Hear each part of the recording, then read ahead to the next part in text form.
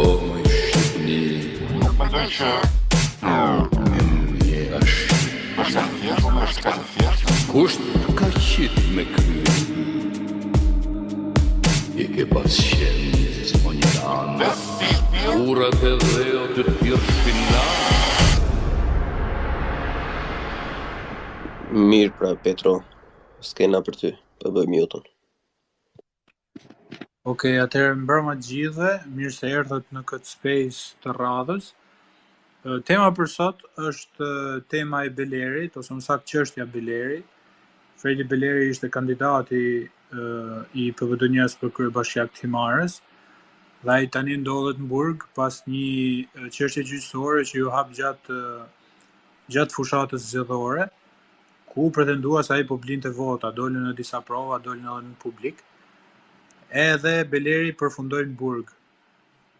Më pas kjo çështje u ndërkombëtarizua, sigurisht edhe grekët u solidarizuan me Belerin, madje ka reaguar edhe kryeministri I Greqisë, Mitsotaçi, edhe figura tjera të larta të shtetit grek, dhe sigurisht janë përfshirë marrëdhënie dypalëshe Shqipëri-Greqi, sepse Greqia është tepër e ndjeshme ndaj çfarëdo lloj çështje që I përket minoritetit grek në Shqipëri, edhe nëse është në Himar apo kudo qoftë.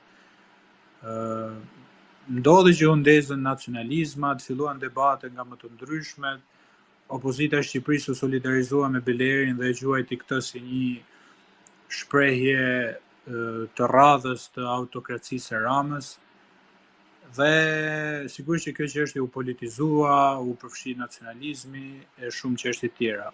Tani ne do përpiqemi ta trajtojmë secili sipas bot kuptimit vet, sipas informacioneve që kemi, edhe të përpiqemi të kuptojmë pak se çka ka ndodhur, si duhet interpretuar dhe çfarë implikimesh mund të ketë kjo për të ardhmen në Shqipëri, edhe po ashtu edhe për marrëdhëniet ndërmjet shtetit shqiptar dhe shtetit grek, dhe që është më e rëndësishme ndërmjet shtetit shqiptar dhe komunitetit grek që ndodhet brenda Shqipërisë, janë nën shtetas të Shqipërisë. Si këta do relacionohen me shtetin tonë, si do relacionohen me shtetin grek, si do kërkojnë drejtësinë e gjitha këto.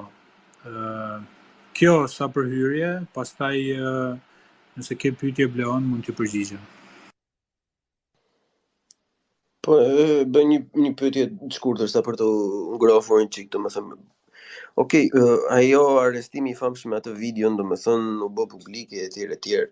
Unë nuk është se kam shumë dashuri për këto, as Belerin, as këto minoritetet, domethënë kjo dihet tashmë, por ideja është nuk është aq bardhëzi se sa duket, e kupton, përderisa ai arrestimi ishte aq publik, mendoj se mungon pak transparencë që si u vodh, cilat vota u shitën, kush I mori parat. Këto pjesët e transaksionit janë paksa të paqarta. Ai individi e ka besueshmërinë, bashkëpunuesi I policisë, me sa kam kuptuar unë, e ka besueshmërinë shumë të ulët pasi është njeri me precedent. A ka dalë ndonjë gjë tjetër, ka diçka që të jetë, le të themi, një bazë e fortë dyshimi ose një bazë e fortë hetimi, apo ne do presim vetëm procedurat edhe asnjë gjë tjetër? Shiko, unë mendoj se në këtë rast janë 3 çështje të ndryshme, të cilat me qëllim ngatrohen. E para njëherë është procesi, gjyqi penal, procedura penale, gjitha këto tjera, dhe kjo I përfshin ato që I përmendet I provat, bashkëpunëtorin, hetimin, prokurorin, vendimin e gjykatës etj. Nëse kjo do ndodhte për cilin do kandidat për kryebashkiak, nuk do ishim duke folur për marrëdhënie ndërmjet dy shteteve, por do ishim duke folur për marrëdhënie ndërmjet prokurorisë edhe një të hetuari, ose nëse do politizohej ndërmjet qeverisë, prokurorisë dhe një të hetuari.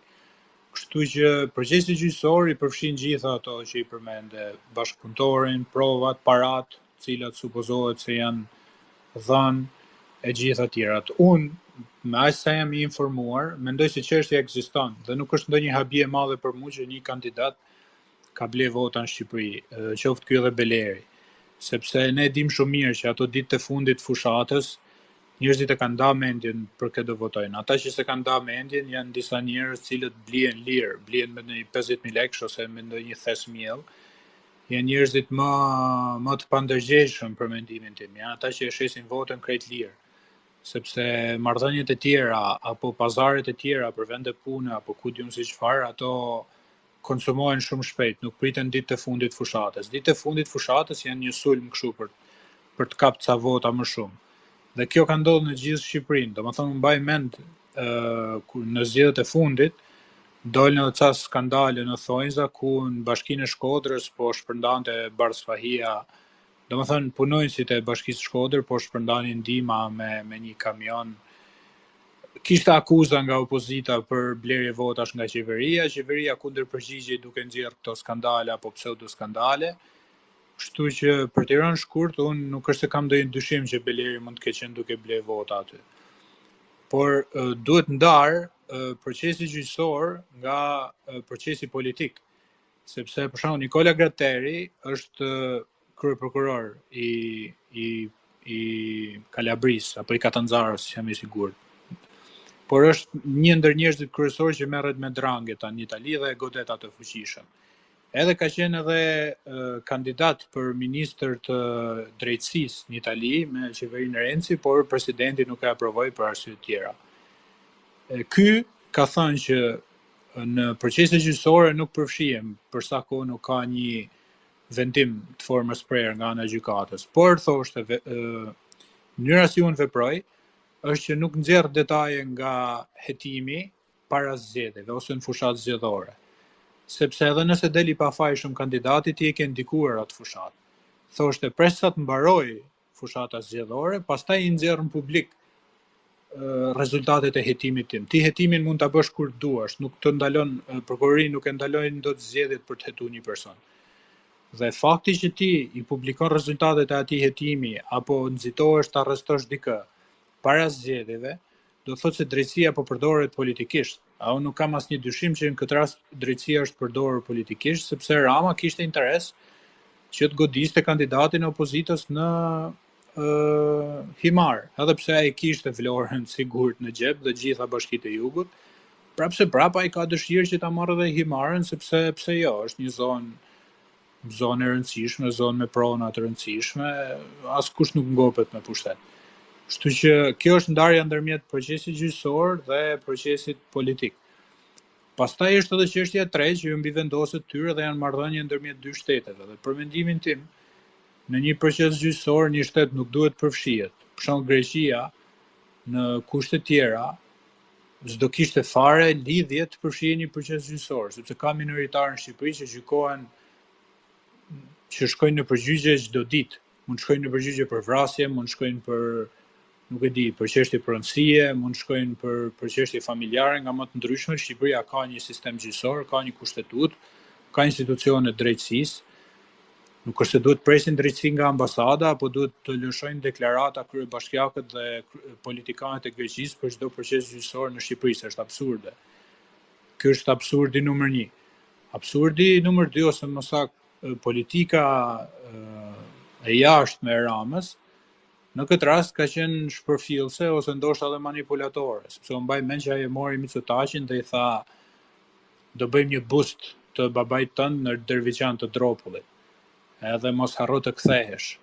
Pastaj dërgoi edhe ato zjarrfikset për të shuar zjarret në Greqi. Pastaj mori në telefon personalisht edhe gazetarin e Protothemës për të diskutuar dhe për të sqaruar çështjen. Pra, ai mundohet që të manipulojë, mundohet që ta kaloj çështjen si një problem dytësor, mundohet që t'i relativizoj gjërat, por në këtë rast është përballur me kokforcinë e grekëve, sepse grekët nuk është që thjesht ti mashtrosh, se kalin e Trojës ata kanë shpik vetë.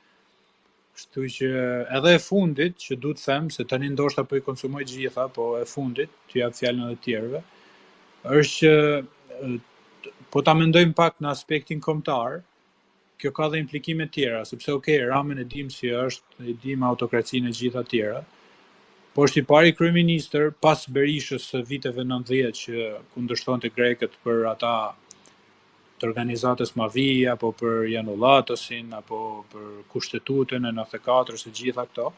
Po ky është i pari kryeministër që unë mbaj mend që tregohet kaq shpërfillës ndaj Greqisë, edhe edhe mundohet t'i mashtrojë. Njëherë i thot do e lejoj Belerin të betohet, pastaj Beleri nuk betohet dot, dhe unë mendoj se ai ka një kredit të jashtëzakonshëm politik nga ndërkombëtarët për arsye të tjera, sepse ka këtë kredit pastaj duhet diskutuar.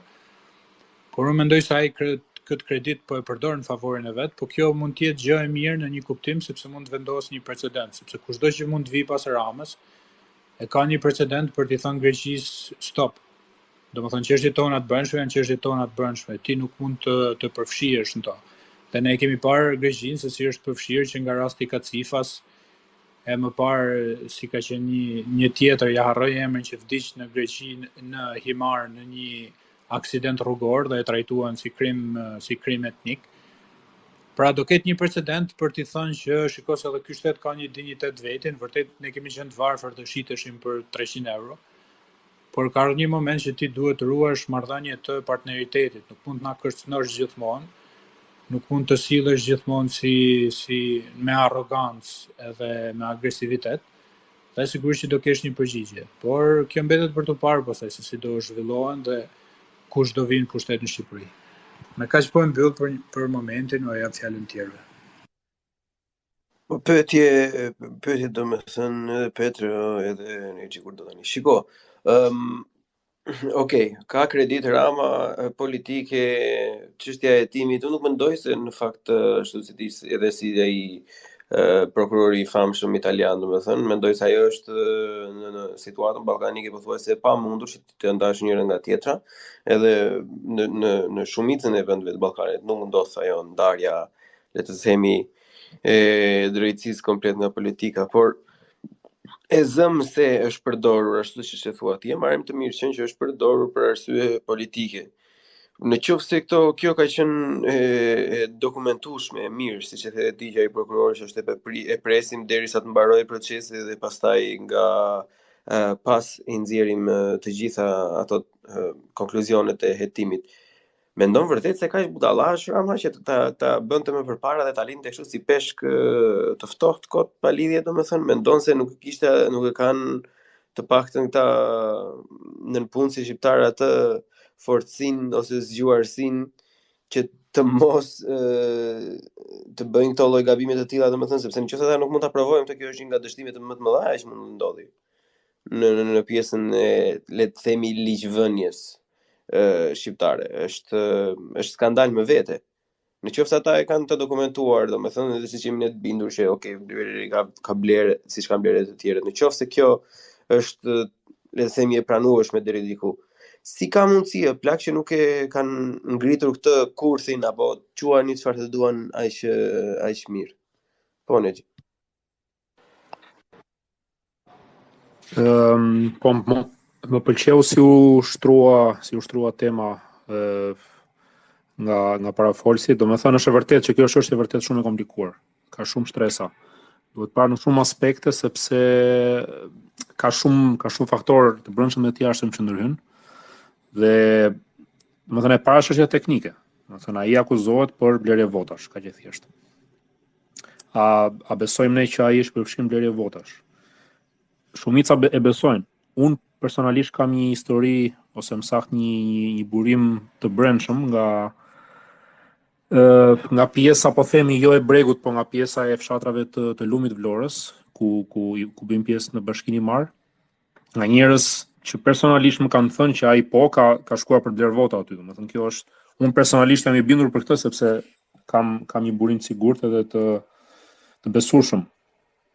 Por çështja është teknike, domethënë ai është i akuzuar për këtë, është në burg dhe do gjykohet.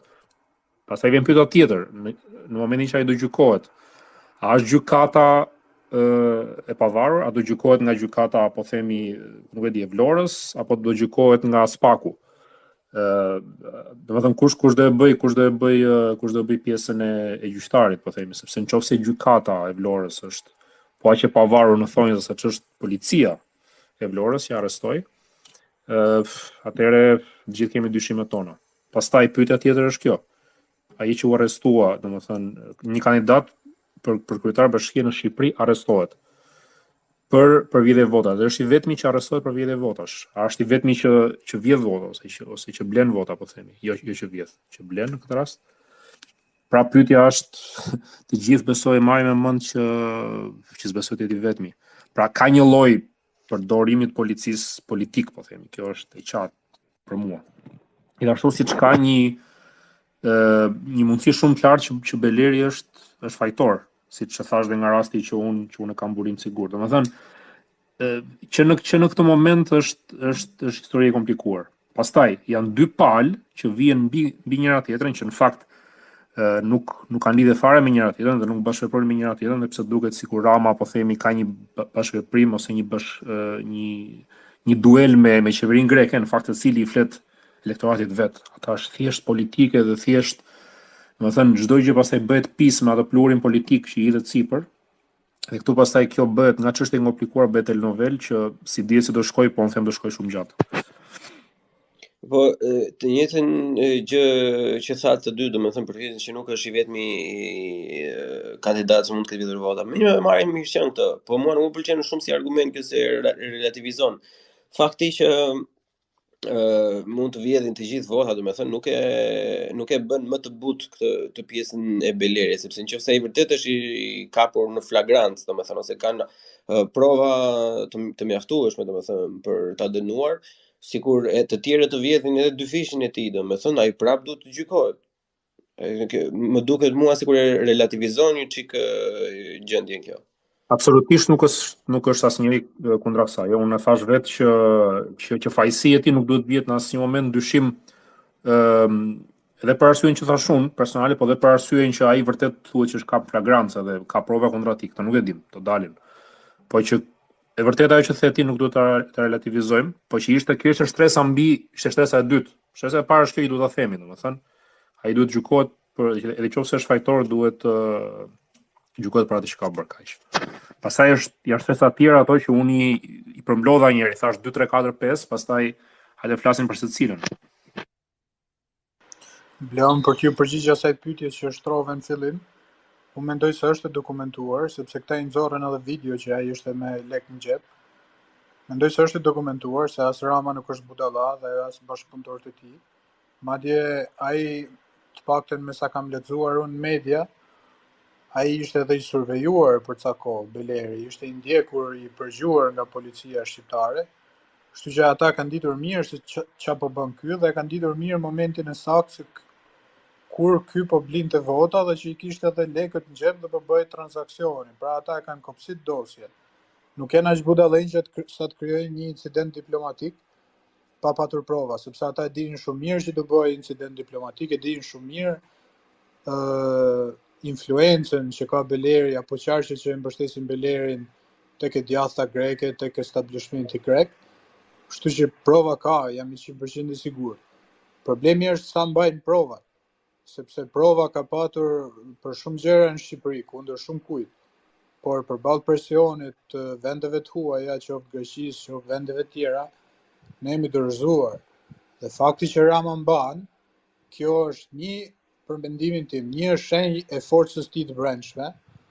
Do thotë që ai nuk pyet për asnjë faktor të brendshëm ndaj opozitarë, do të thënë nuk pyet për influencën e Greqisë në Shqipëri, sepse ka pushtet politik mjaftueshëm.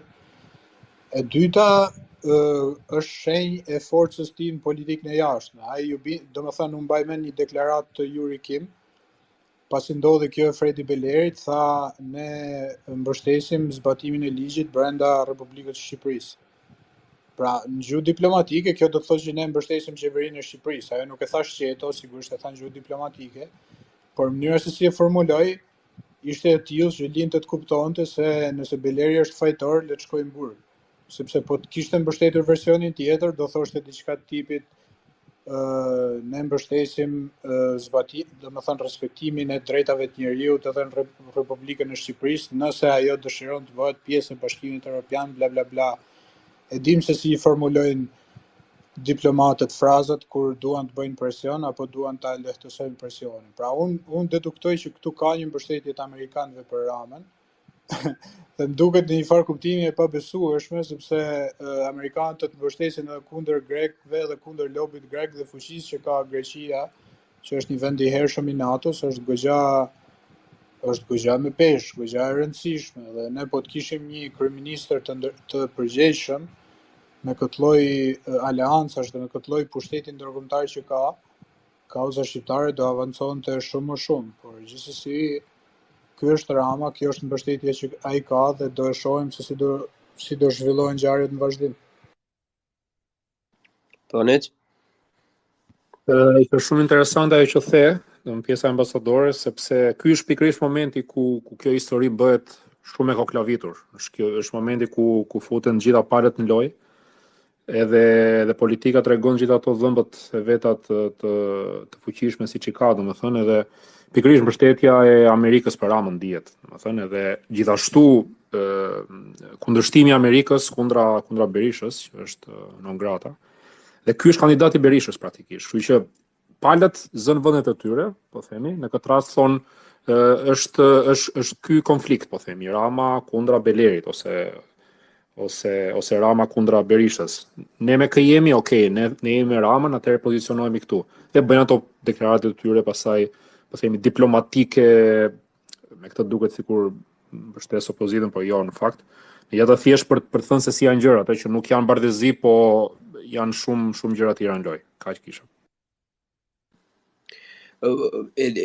Problematika në Gjete Petro është sepse ajo spektakli i arrestimit u dha. Edhe ajo video u dha, nëse provat janë aq bardhëzi, domethënë, ose aq të qarta, domethënë, pavarësisht se sa mbajnë më vonë, pse nuk janë bërë dhe gjëra të tjera të sakta, të publike, domethënë. Sepse normalisht nëse ti e nis diçka do ta çosh deri në fund, dhe nëse e nis me spektakël viziv, duke dhënë një nga provat që u gjet me lek në xhep, që ai mund të ketë pasur edhe lek për dasëm, se këto kështu ka edhe mafia italiane në Amerikë, kur kapi lloj idiotësirash përdorin, domethënë, edhe përderisa nuk e provojnë do të kundërtën ja dilnin paqe. Dhe mua më bën thjesht unë do doja shumë me shumë zemër që të bëj shembull ai, edhe kujt i vi radha tjetër, domethënë, por kam vërtet merak sepse mund t'ja kenë futur edhe pak kot. Ka? U tha këtu pothuajse një zëri që Rama pas ka mbështetjen e Amerikës, nuk e shoh këtë gjë dhe më duket e kundërta kësaj që po thoni. Për faktin se Beleri nuk e arrestoi Rama, as nuk ka arrestuar rojat mbretërore të natë-madhnisë të tij të Ramës, por e arrestoi Spaku, i cili të paktën deri një farë pike është një institucion i pavarur. Dhe mbështetja amerikane për institucionet e Shqipënisë nuk është as pak mbështetje për Ramën, nuk kisha thënë përkundrazi.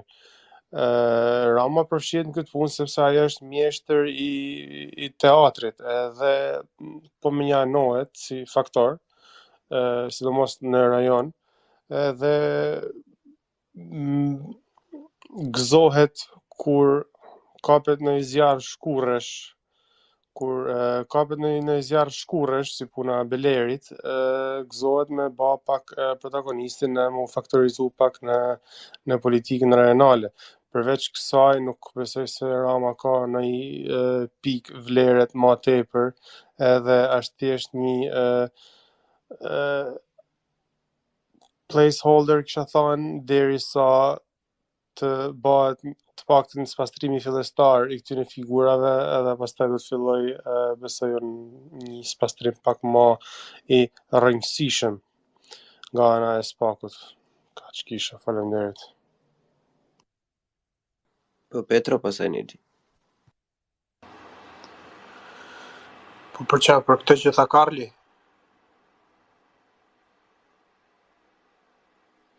Unë nuk mendoj ashtu, domethënë nga gjithë operacioni mediatik, se ti Bleone përmende që shpresoj që mos t'ia fusin kot. Unë nuk besoj se ja fusin kot, sepse ne pam te shqiptarja.com, tek Top Channel, tek gjitha këto mediat e kontrolluara nga qeveria, se si dolën në mbështet, domethënë se si nxorrën provat për fajësinë totale të Belerit, se si filluan të injektojnë atë linjën e tyre të propagandës dhe linjën e qeverisë, që këtu kemi të bëjmë me një shkelje ordinare të ligjit. se si erdhi mbështetja ndërkombëtare dhe ato e trumbetuan, se si u përpoqën që të mos që ta relativizojnë ndikimin e Greqisë. Për shembull ishte një shkrim tek shqiptarja.com që thoshte po berishizohet edhe Mitsotaçi.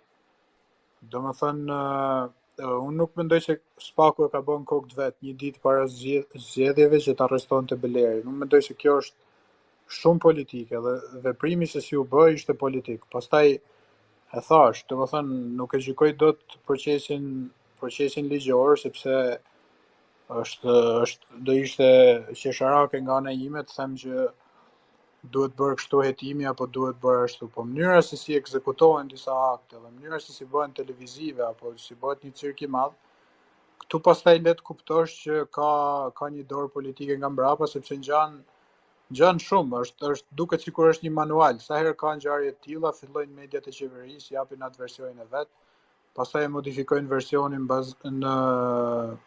në vazhdimsi të rrethanave dhe të zhvillimit të ngjarjeve, kështu që unë mendoj se ka dorë Rama, sigurisht që ka dorë. Pastaj fillon debati që është ç'a linje duhet mbaj shqiptari i zakonshëm. A duhet ne të revoltohemi që këtu po instalohet diktatura e Ramës? A duhet themi që mirë ja bën Belerit? A duhet themi që Beleri duhet ishte arrestuar dhe nuk do duhet ishte kandiduar? Duke qenë se është arrestuar në 94-ën kur ka qenë me atë komandon e grupit Mavi, e cila ka sulmuar edhe një post të ushtrisë shqiptare dhe kanë marrë peng ushtar dhe i kanë vrarë 2. Domethënë është e koklavitur, a duhet marrim hak nacionalist në thonjza kundër Belerit duke i shtuar pushtetë Ramës, a duhet themi që unë për vete mendoj se ky është një ndër veprimet e shumta të Ramës, por ky veprim mund të ketë një implikim pozitiv në kuptimin që Beleri apo shumë tjerë si Beleri do zbythen, do tërhiqen pak, edhe nuk do e kenë më atë arrogancën, sepse po ta marrim nga një bot kuptim shumë i ftohtë. Çai duhet Greqisë të futet një proces gjyqësor brenda Shqipërisë. Domethënë ç'pun ka kryebashkiaku i Janinës, të vinë Shqipëria të thotë lirohet Beleri. Domethënë zotëri respektoj institucionet, respektoj drejtësinë shqiptare. Dhe për më tepër që ky është një person që del me flamurin e Vorjoepirit, është provokativ në qenjen e tij, po është edhe provokativ në të gjitha veprimet që i bën. Edhe në deklarata që i bën tani, thotë helenizmi do fitojë, këtu helenët nuk mposhten. Do të thënë Himara nuk është helene, nuk është helenizmi, ligjërisht nuk njihet si zonë minoritare, Dropulli njihet. Himara ka minoritar, nuk e mohoj, por nuk është zonë e gjitha minoritare, se ka dhe shqiptar, ka dhe lab, ka dhe musliman, nuk është homogjene, po themi minoritare, nuk është as në kufi me Greqinë. Himara është mundzemër të Labërisë, të Bregut, është një zonë shqiptare tipike, kështu që përfshirja e tyre më duket shumë banale dhe ordinere, përfshirja e grekëve, sepse nuk ka të bëjë me asnjë standard, as të Bashkimit Evropian, as të marrëdhënieve ndërmjet shteteve. Nëse Greqia do ja bënte Turqisë këto lloj veprimesh, do merrte përgjigje shumë më brutale dhe shumë më të ashpra. Jo vetëm Turqisë, por cilido lloj vendi. Kështu që mënyra si ata sillen është harbute, mënyra si Rama sillet është tipike e Ramës, arrogante, shpërfillse, manipulatore. Mënyra si opozita jonë sillet është hipokrite, sepse nga një anë ka dalë me flamurin e sovranizmit, që ne do luftojmë Amerikën se këtu askush nuk na bën ligjin, nga ana tjetër mbështesin Belerin, i cili është një antishqiptar haptas. Nga ana tjetër janë mbështetësat e qeverisë, të cilët e injorojnë totalisht faktin se qeveria mund të ketë interesa me anë të oligarkëve, që të marrin pronat e himariotëve, që të bëhet aty një kaos apo të bëhen dallavere. Kështu që unë mund gjej probleme në qëndrimet e gjithëve dhe mund gjej pak të drejtë në qëndrimet e gjithëve dhe kam vështirë të artikuloj një opinion. I vetmi opinion është që mbaj qefi që janë zbythur pak këta fashistat grek, kaq. Okej, Nexhi? Po, jam shumë dakord me parafolsin, vërtet në të gjitha çfarë u tha. Do thënë e para gjë që duhet thënë është kjo që Beleri është një personazh që e parë në të gjitha aspektet, vetëm nga aspekti shqiptar, është një personazh do thoja jo i pëlqyeshëm dhe nuk duhet as të kandidonte, domethënë, është gabimi atyre që kandiduan. Dhe ka po themi dy dimensione të parit të kësaj çështje. E para është në aspektin ndërkombëtar, sepse është përfshirë para ndërkombëtare, duam apo s'duam ne, sepse Greqia i çoi letër Bashkimit Evropian që duhet të reagojnë etj. Dhe në këtë aspekt ne duhet të gjithë të jemi në anën e Ramës, domethënë në duelin po themi Rama-Beleri, sepse Beleri si personazh është nuk e ku ta kapër, domethënë është siç u tha, që mos përsëris, është i akuzuar për një ngjarje të i akuzuar, nuk është e vërtetuar, por që thjesht fakti i akuzuar për vrasje të ushtarëve shqiptar, duhet mjaftonte që ai mos shkelte në Shqipëri, jo të kandidonte për kryetar bashkie. Dhe e dyta është aspekti i brendshëm, që ne pastaj në momentin që mbyllen dyert dhe rrim në shtëpinë tonë dhe i gjykojmë gjërat, atëherë duhet të merrem me Ramën. Sepse mënyra se si ja bëjnë gjërat nuk janë tamam tipike të një shteti demokratik ku ne duam të shkojmë. Domethënë, se u tham përpara që e arrestoi Spaku, në fakt arrestoi policia shqiptare, se Spaku nuk ka polici. Prokurori, policia shqiptare që pak a shumë me urdhër e arrest të Spakut, se Spaku nuk ka. Po dakord, po kush e kishte po themi lejuar faktin që ky duhet survejoj për disa muaj, nuk e di. Nga kush kishte ardhur ky nuk e njoh në kaq shkallësi çështjen. Po thaj që ai u survejua, që është vërtet që ishte i survejuar. Dhe pyetja është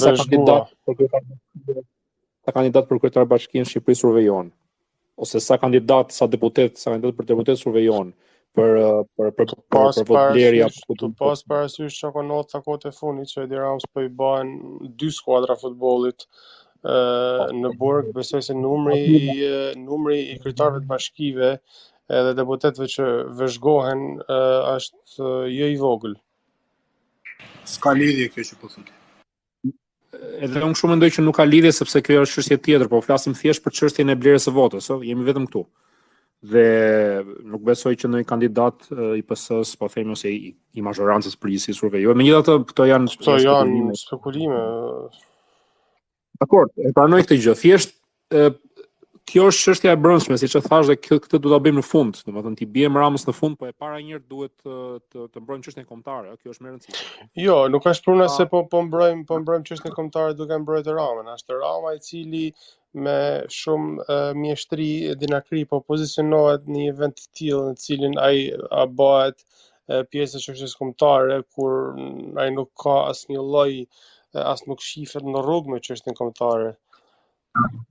Çështje kombëtare sepse nëpërmjet kësaj çështje Greqia ngre pretendime për Himarën si zonë minoritare. Kjo është çështje, këto pretendime i ka ngrit ka hera.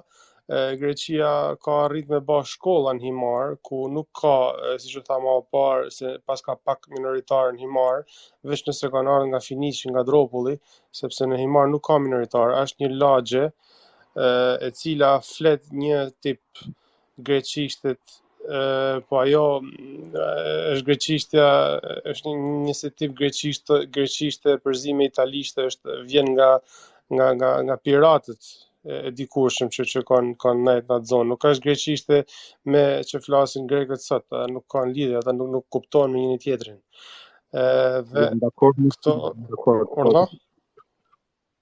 Jo, jam dakord me ty, po thjesht mos e lëm dhe Astridin presi shumë se ka ngrit dorën, të thëja edhe një gjë të fundit. Kjo që thua ti është e drejta, ajo nuk njihet si zonë, nuk njihet zyrtarisht si zonë. Po e kena njoftë nga ka hera se i kena liju aty me bash shkolla, kështu. Le me fol. Mirë.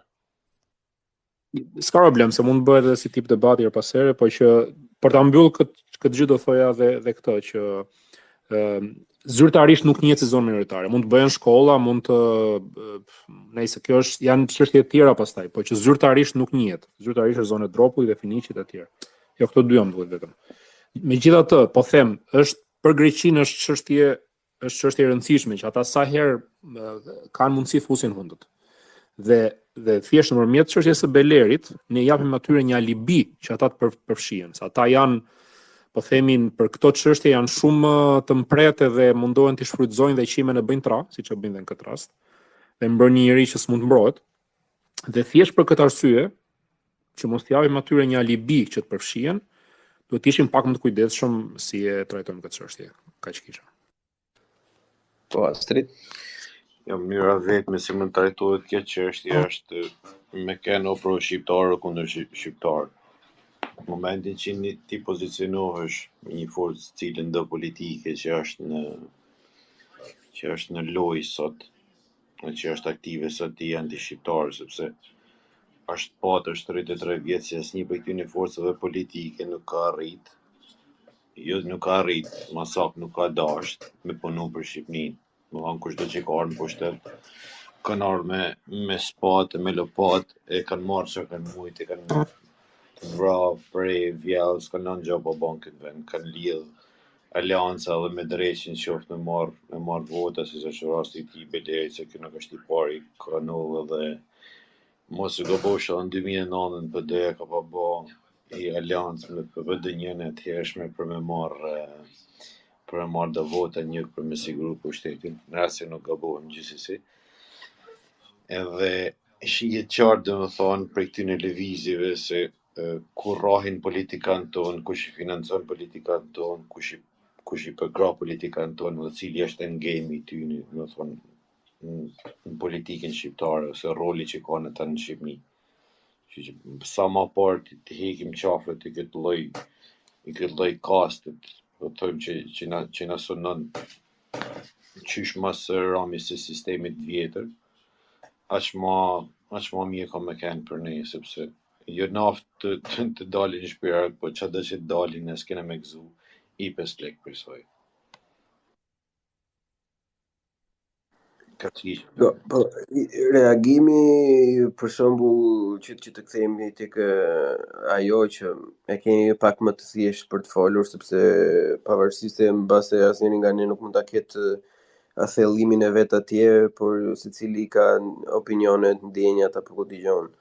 Ideja është duke të kaluar këto teknikalitetet e procesit, domethënë është gjithmonë kjo mënyra se si Greqia në çdo lloj shkëndije të vogël jep një lloj reaksioni që le të themi të drejtën, nëse ne do ishim një shtet i fortë, është jashtëzakonisht shumë e keqe, shumë agresive, ndërhyse, siç e përmend përpara, po nuk diskutohet fare, por që një lloj përdhosje të gjithë shtetit tonë, domethënë se sado i korruptuar ti shteti, se këtë duhet të ndajnë, kjo mendoj se ja vlen të ndahet. Sado i korruptuar të jetë si Rama, si edhe Berisha, domethënë në momentin që këta përfshihen me një lloj skandali me të jashtëmit, qoftë që janë palë me ta, qoftë se janë kundër, ne gjithmonë duhet mendojmë të shikojmë çik brenda vetes edhe të arrijmë të kuptojmë se çfarë po ndodh në të vërtetë dhe çfarë do thotë kjo për Shqipërinë, pavarësisht se është Rama, Berisha apo Bleoni, në krye nuk ka rëndësi fare, se ajo është placeholder Rama, nuk diskutohet.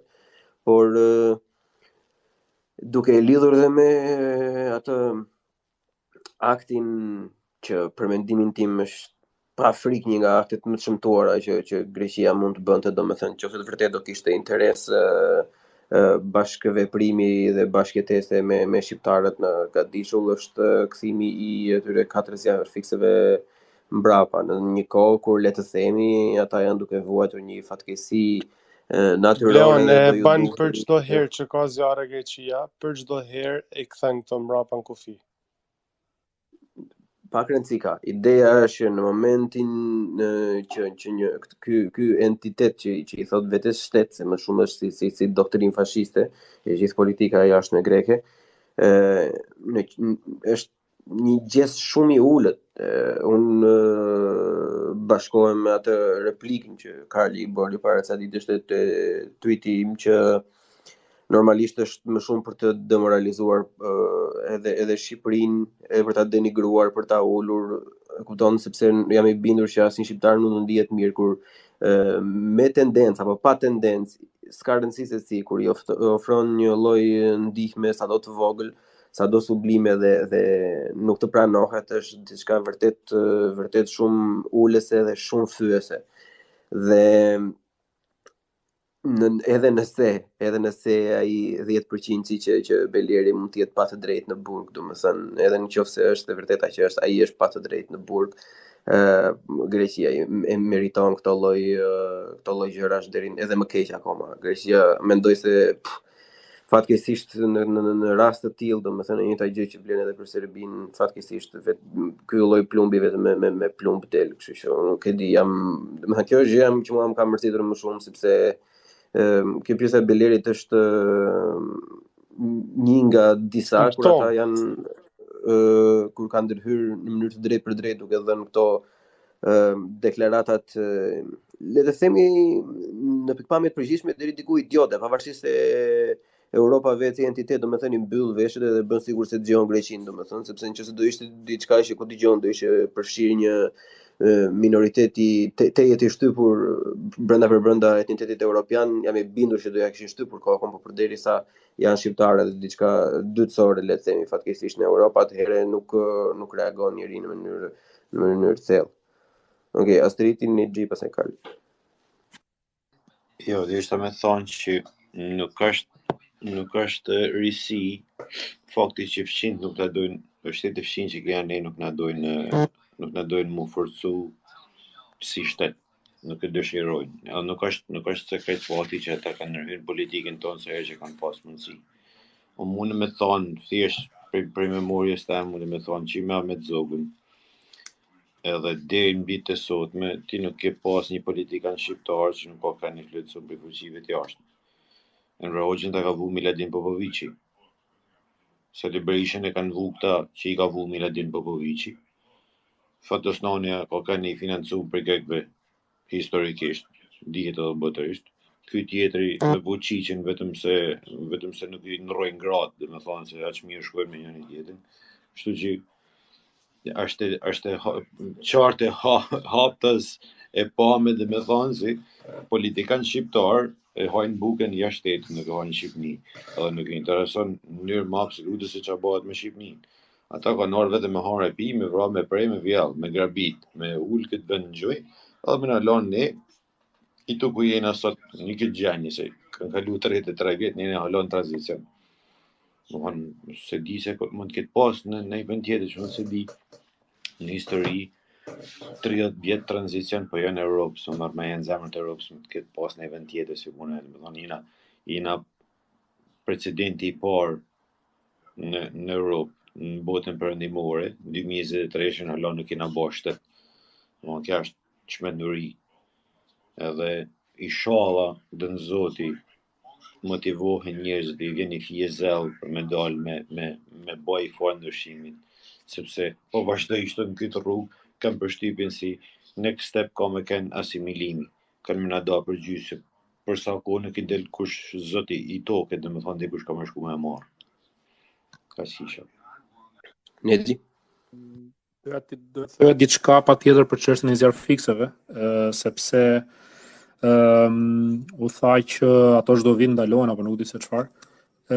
Dhe këtë vit ishte lajmi që u ndaluan ose nuk u lejuan më saktë, nuk e di arsyeën pse ndodhi, nuk e di a ka ndonjë reagim zyrtar. Po unë di këtë gjë që çdo vit, do të thënë dhe vërtet çdo vit zjarfikset tona ose të bashkive të jugut të Shqipërisë janë prezente në Greqi. Dhe këtë e di sepse një afërmi im punon në zjarfiksin e Gjirokastrës. Është prezent aty dhe ai çdo vit është praktikisht në Greqi sepse aty janë zjarret shumë të mëdha dhe kështu që e di që janë jo vetëm që janë prezente, por që gjithkohon marrin dhe falënderime dhe shpërblime dhe nuk e di bonus e diçka të tilla zjarfiksit tan për ndihmën që japin në Greqi, kështu që le mos hedhim çik benzin zjarrit me gjëra të tepruara. Nuk e di këtë vit pse ndodhi, po prap lexova lajmin që 3 ditë më vonë ishin lejuar dhe kishim ndëmuar më duket një fshat apo 2 fshatra që të timbronin disi nga zjarri, kështu që kjo është e vërteta. E ke të faktuar që u lejuan mbas 3-4 ditësh? Lexova një lajm, nuk e di. Nuk e di a është lajm i besueshëm, po thoshte 3 ditë mbasi zjarfikset bllokohen, lejohen. Ndoshta ka të bëjë me, nuk e di, ndoshta po spekuloj tani një person pjesë e zjarfikses, ndoshta nuk është lejuar ai dhe u tha që ndaluan të gjitha. Megjithatë nuk e di tamam arsyeën. Jo, ato ishin ndaluar gjitha, ishte faktuar që ato ishin ndaluar gjitha. Po pavarësisht domethënë e lëm arsyen me njanë, se tani po ti futemi tani raste të kërkojmë se çka ka ndodhur në çdo lloj pike kufitare në Nexhë dhe nuk i del dot fundi. Tani hajde ta diskutojmë këtë si gjëja më e thjeshtë e mundshme. Tani kur ti je në një krizë për sa i përket fatkeqësive natyrore, domethënë çfarë lloj problemi mund të kishe pasur atëherë në kufi? Edhe kjo që ti sapo the që ato kanë qenë vit për vite përforcon faktin që nuk ka asnjë lloj arsye për atë që ato zjarr fikse mos lejoheshin, përveç se arsye doktrin politike, domethënë që Greqia do të bëjë atë që jo sonja dal dhe vet. Çfarë lloj mendësie është kjo? Ndoshta, por edhe kjo që thua ti prapër spekulim, sepse nuk e dim arsyen. Domethënë, jam dakord me ty që nuk ka arsye në fakt, nuk ka asnjë arsye pse duhet ndalohen, sidomos në një gjendje të një emergjencë civile si është në këtë rast. Por thash, nuk i di arsyet. A mundem?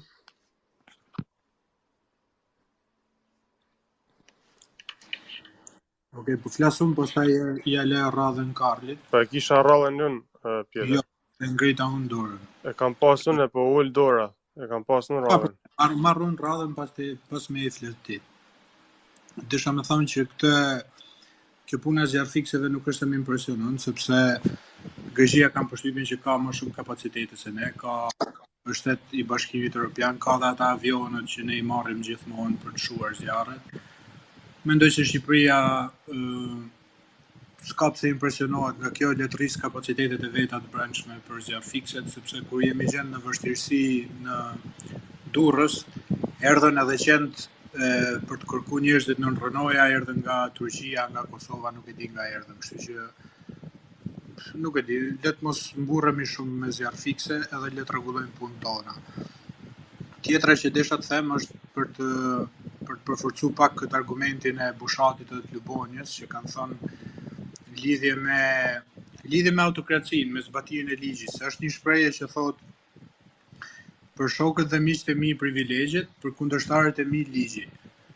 Domethënë sigurisht që njerëzit kur futen në burg, ligji përdoret, se tani prokuroria dhe policia në shtetin shqiptar, në stadin ku ka rritur shteti shqiptar, nuk është se ta arrestojnë dot kot si në kohë komunizmit, dhe të fusin brenda, të thonë hajtë se rregullojmë akuzën më vonë.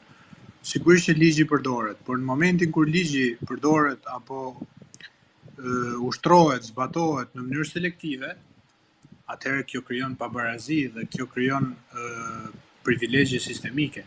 Sepse nëse unë i kam ndjek zgjedhjet dhe gjatë fushatës zgjedhore, dilnin skandale të ashtu quajtura vetëm lidhje me opozitën. Domethënë skandal për një makinë që shpërndante ndihma në Shkodër dhe Bardh Spahia i humbi zgjedhjet në mënyrë të thellë. Skandali i Belerit, dhe Beleri ishte i vetmi kryebashkiak, po themi në aleancë me djathtën në jug. Gjithë jugun e fitoi PS-ja. Skandal Kavaja dhe Kavaja më duket e përmenden për skandal zgjedhor, nuk jam i sigurt. Kavaja e vetmja bashki që fitoi e djathta në Shqipërinë e Mesme. Nuk i pa prokuroria dhe policia skandalet që bënte Tom Doshin, veri që blinte vota, nuk i pa gjitha bandat e Elbasanit, bandat nëpër Shqipëri që blen vota për qeverinë, domethënë është pak për të na hedhur hi syve kjo, sepse Beleri pas ka vjedh vota, okay, kriminal i madh. Po tani ligji që është ligj duhet zbatohet për gjithë, jo të zbatohet vetëm për kundërshtarët, ndërsa për aleatët e qeverisë s'ka gjë, le ta shkelin ligjin, e kalojmë me një të shkelur syri edhe me ca operacione mediatike. Edhe pika tjetër që desha ta them se është pak absurde, domethënë një herë kemi dy kandidatë që janë të dytë minoriteti. Nuk është se kemi luftë nacionaliste, ka ndodhur një periudhë që PD-PS janë bërë kundër PPD-njës dhe kanë marrë himare, po pas asaj gjithmonë minoritarët janë kandiduar nga gjithë krahët. Edhe ky Petrit Vasili i LSI-s është nga himara, nuk është se ata janë të papërfaqësuar. Jorgo Goro që është kandidati i PS-s, edhe ai është minoritar grek. Kështu që s'ka fare luftë minoritare aty. Beleri është thjesht një tip fashisti, edhe fakti që është me aleati Berishës nuk e favorizon. Edhe tjetra që desha ta përmend është absurdi se si Greqia ankohet gjatë gjithë kohës për minoritetin e saj në Shqipëri, i cili është më i vogël edhe numra dhe në përqindje se minoriteti shqiptar në Greqi. Se okej, s'po flasim për arvanitët, s'po flasim as për qamet, po vetëm emigrantët në Greqi nuk e dia kanë kap 1 milion, që janë të paktën 600.000, mund të jenë deri në 800.000. Si janë të përfaqësuar politikisht këta njerëz? Pse janë qytetarë dorës dytë?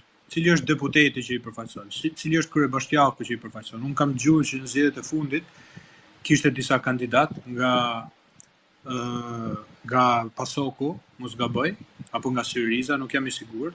Domethënë 1-2 kandidat nga e majta liberale, por nuk kanë përfaqësimin që do duhet kishin. Ata të llogarisësh 800.000 veta në një popull 10 milionësh si është Greqia, i bie të jenë 10%. Janë minoritet, janë më shumë ata se çka serb në Kosovë, dhe serbët në Kosovë ne e dim se çfarë privilegjesh kanë ministrin e garantuar, kanë vendet e garantuara në parlament, kanë veto. Çfarë përfaqësimi kanë shqiptarët? Po flas politikisht në raport me pushtetin, asnjë. Edhe kur shqiptarët futen në institucionet greke, jo që nuk lejohen të flasin shqip, po detyrohen Greqia është një shtet edhe shtet fetar, që bazohet tek ortodoksia, nuk i njeh minoritetet, me ligj Greqia nuk njeh asnjë minoritet. Domethënë, po të bëhej sot Greqia kandidat për Bashkimin Evropian, nuk e di se si do e pranonin, nuk e di se si i përmbushin ata standardet e Bashkimit Evropian për drejtat e njeriut apo për respektimin e minorancave, sepse janë një shtet tipik fashist që nuk respekton dhe nuk njeh asnjë minorancë. Kështu që ka një disbalancë shumë madhe. Unë nuk pres që Rama të jetë kalorësi i drejtave shqiptarëve në Greqi, por duhet kemi një vetdije pak më të lartë. Domethënë, Rama, unë kam shah Ramën dhe e shaj çdo ditë, por tek e fundit ai është kryeministri i vendit tim, dhe unë me Belerin kundër kryeministrit vendit tim nuk bëhem, edhe përpiqem ta shoh pak më afatgjat këtë, që se marrëdhëniet Shqipëri-Greqi do jenë sa tjetë jeta, sa tjetë Shqipëria dhe Greqia. Rama do ik një moment, nuk do jetë përjetësisht kryeministër. Dhe çfarë do ndodhi më vonë, cili do jetë pozicioni i Shqipërisë ndaj Greqisë më vonë, si do rregullohen të balanca, kjo është ajo që më intereson mua. Shiko, unë kam për të hedhur një fijës diskutimit për sa i përket barazpeshjes së përfaqësimit të shqiptarëve dhe në Greqi dhe grekëve në Shqipëri. E para fare mendoj se për shumë kohë kam menduar që në Greqi, domethënë, nuk lejohen në asnjë lloj mënyre dhe qëndron që i bëhet shumë e vështirë, edhe nuk i lejohet, por mendoj se ka edhe një përqindje që ne duhet për arsye, le të themi, të më të mirës dhe më të mirës përgjithshme, nëse ne mendojmë që ne kemi disa gjëra më të mirë se sa grekët, atëherë duhet i shprehim ato edhe më mirë se sa grekët. Dhe në këtë pjesë unë mendoj që edhe vetë faktori shqiptar ka fajet e veta.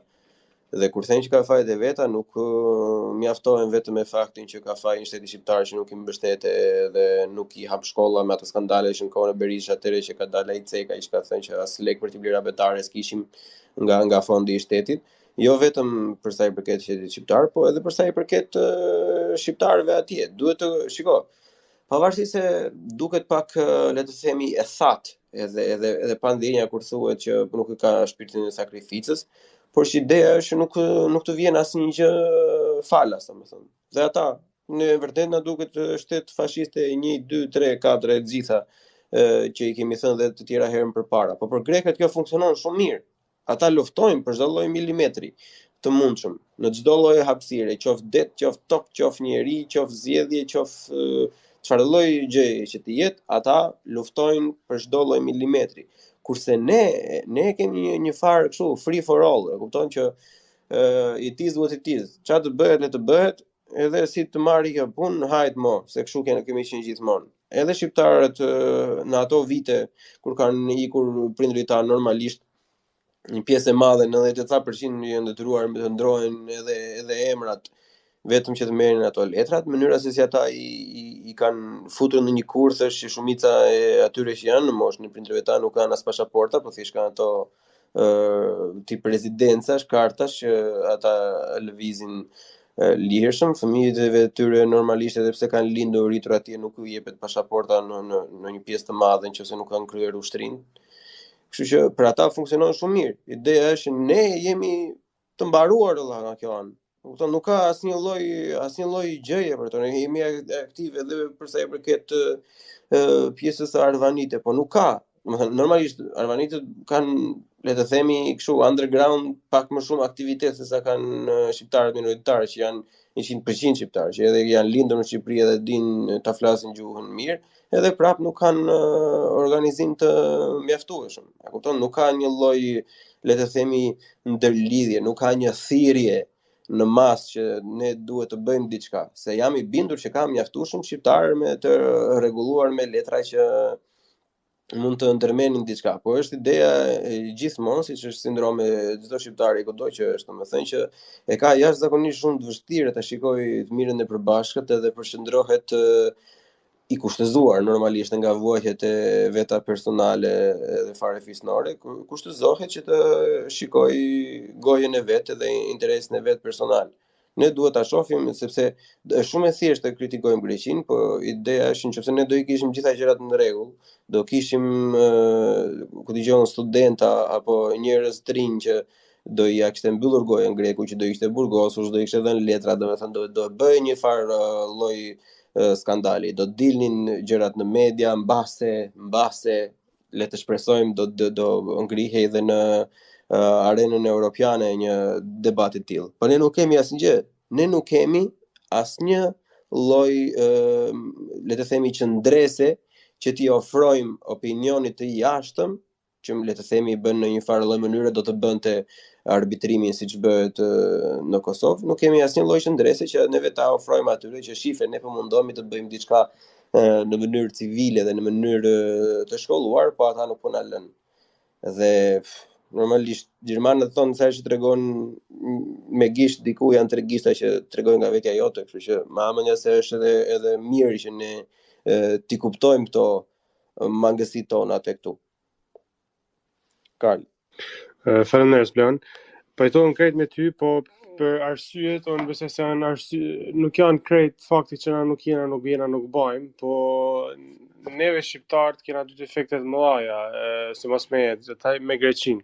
Atëherë e para është konteksti historik, e cilët shqiptarët nuk është se e dinë, masa e madhe, nuk është se ka krejt qartë se kush është Greqia dhe si është kriju Greqia dhe nga vjen Greqia si shtet.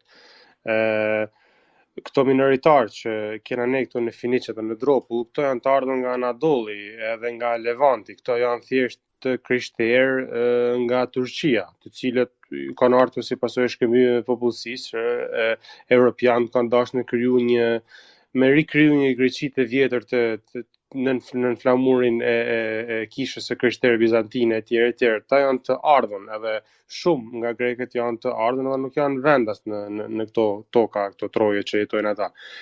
Një pjesë shumë e madhe themeluesit e shtetit grek janë arvanitët, dhe vetë në gjenezën e vetë shteti grek ka lind si pasojë një lufte fetare mes shqiptarëve musliman dhe ortodoks, e cila ka fillu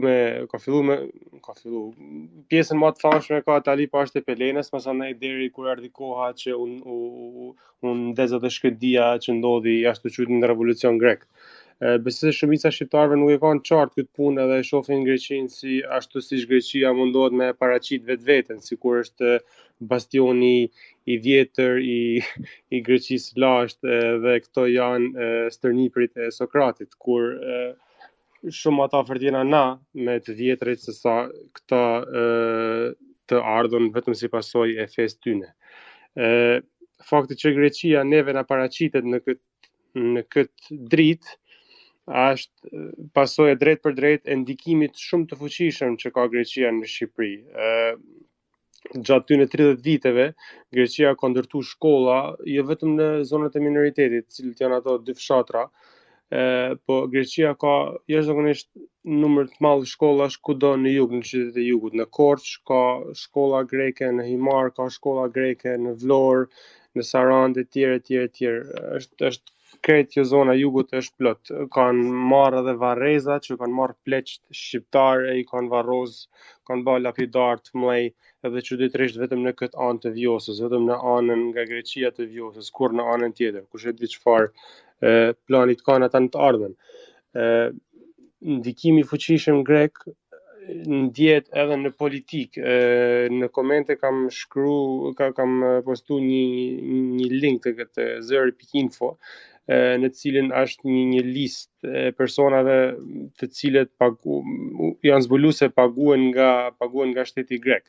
Në to janë gazetar, janë politikan, janë lloj-lloj njerëzish. Edhe besoj se në Shqipëri ne vujmë të njëjtën gjë ku shumë njerëz të njoftën paguhen nga lobi grek ose janë pjesë, janë simpatizantë të tij, ne kena një komunitet, një tip minoritetit etnik, i cili edhe është grek edhe se është grek, po që ka ndikim të jashtëzakonshëm në Shqipëri. Edhe shqiptarët këto gjana duhet me fillu me i pa pak me sy ma kritik edhe ma vigjilent.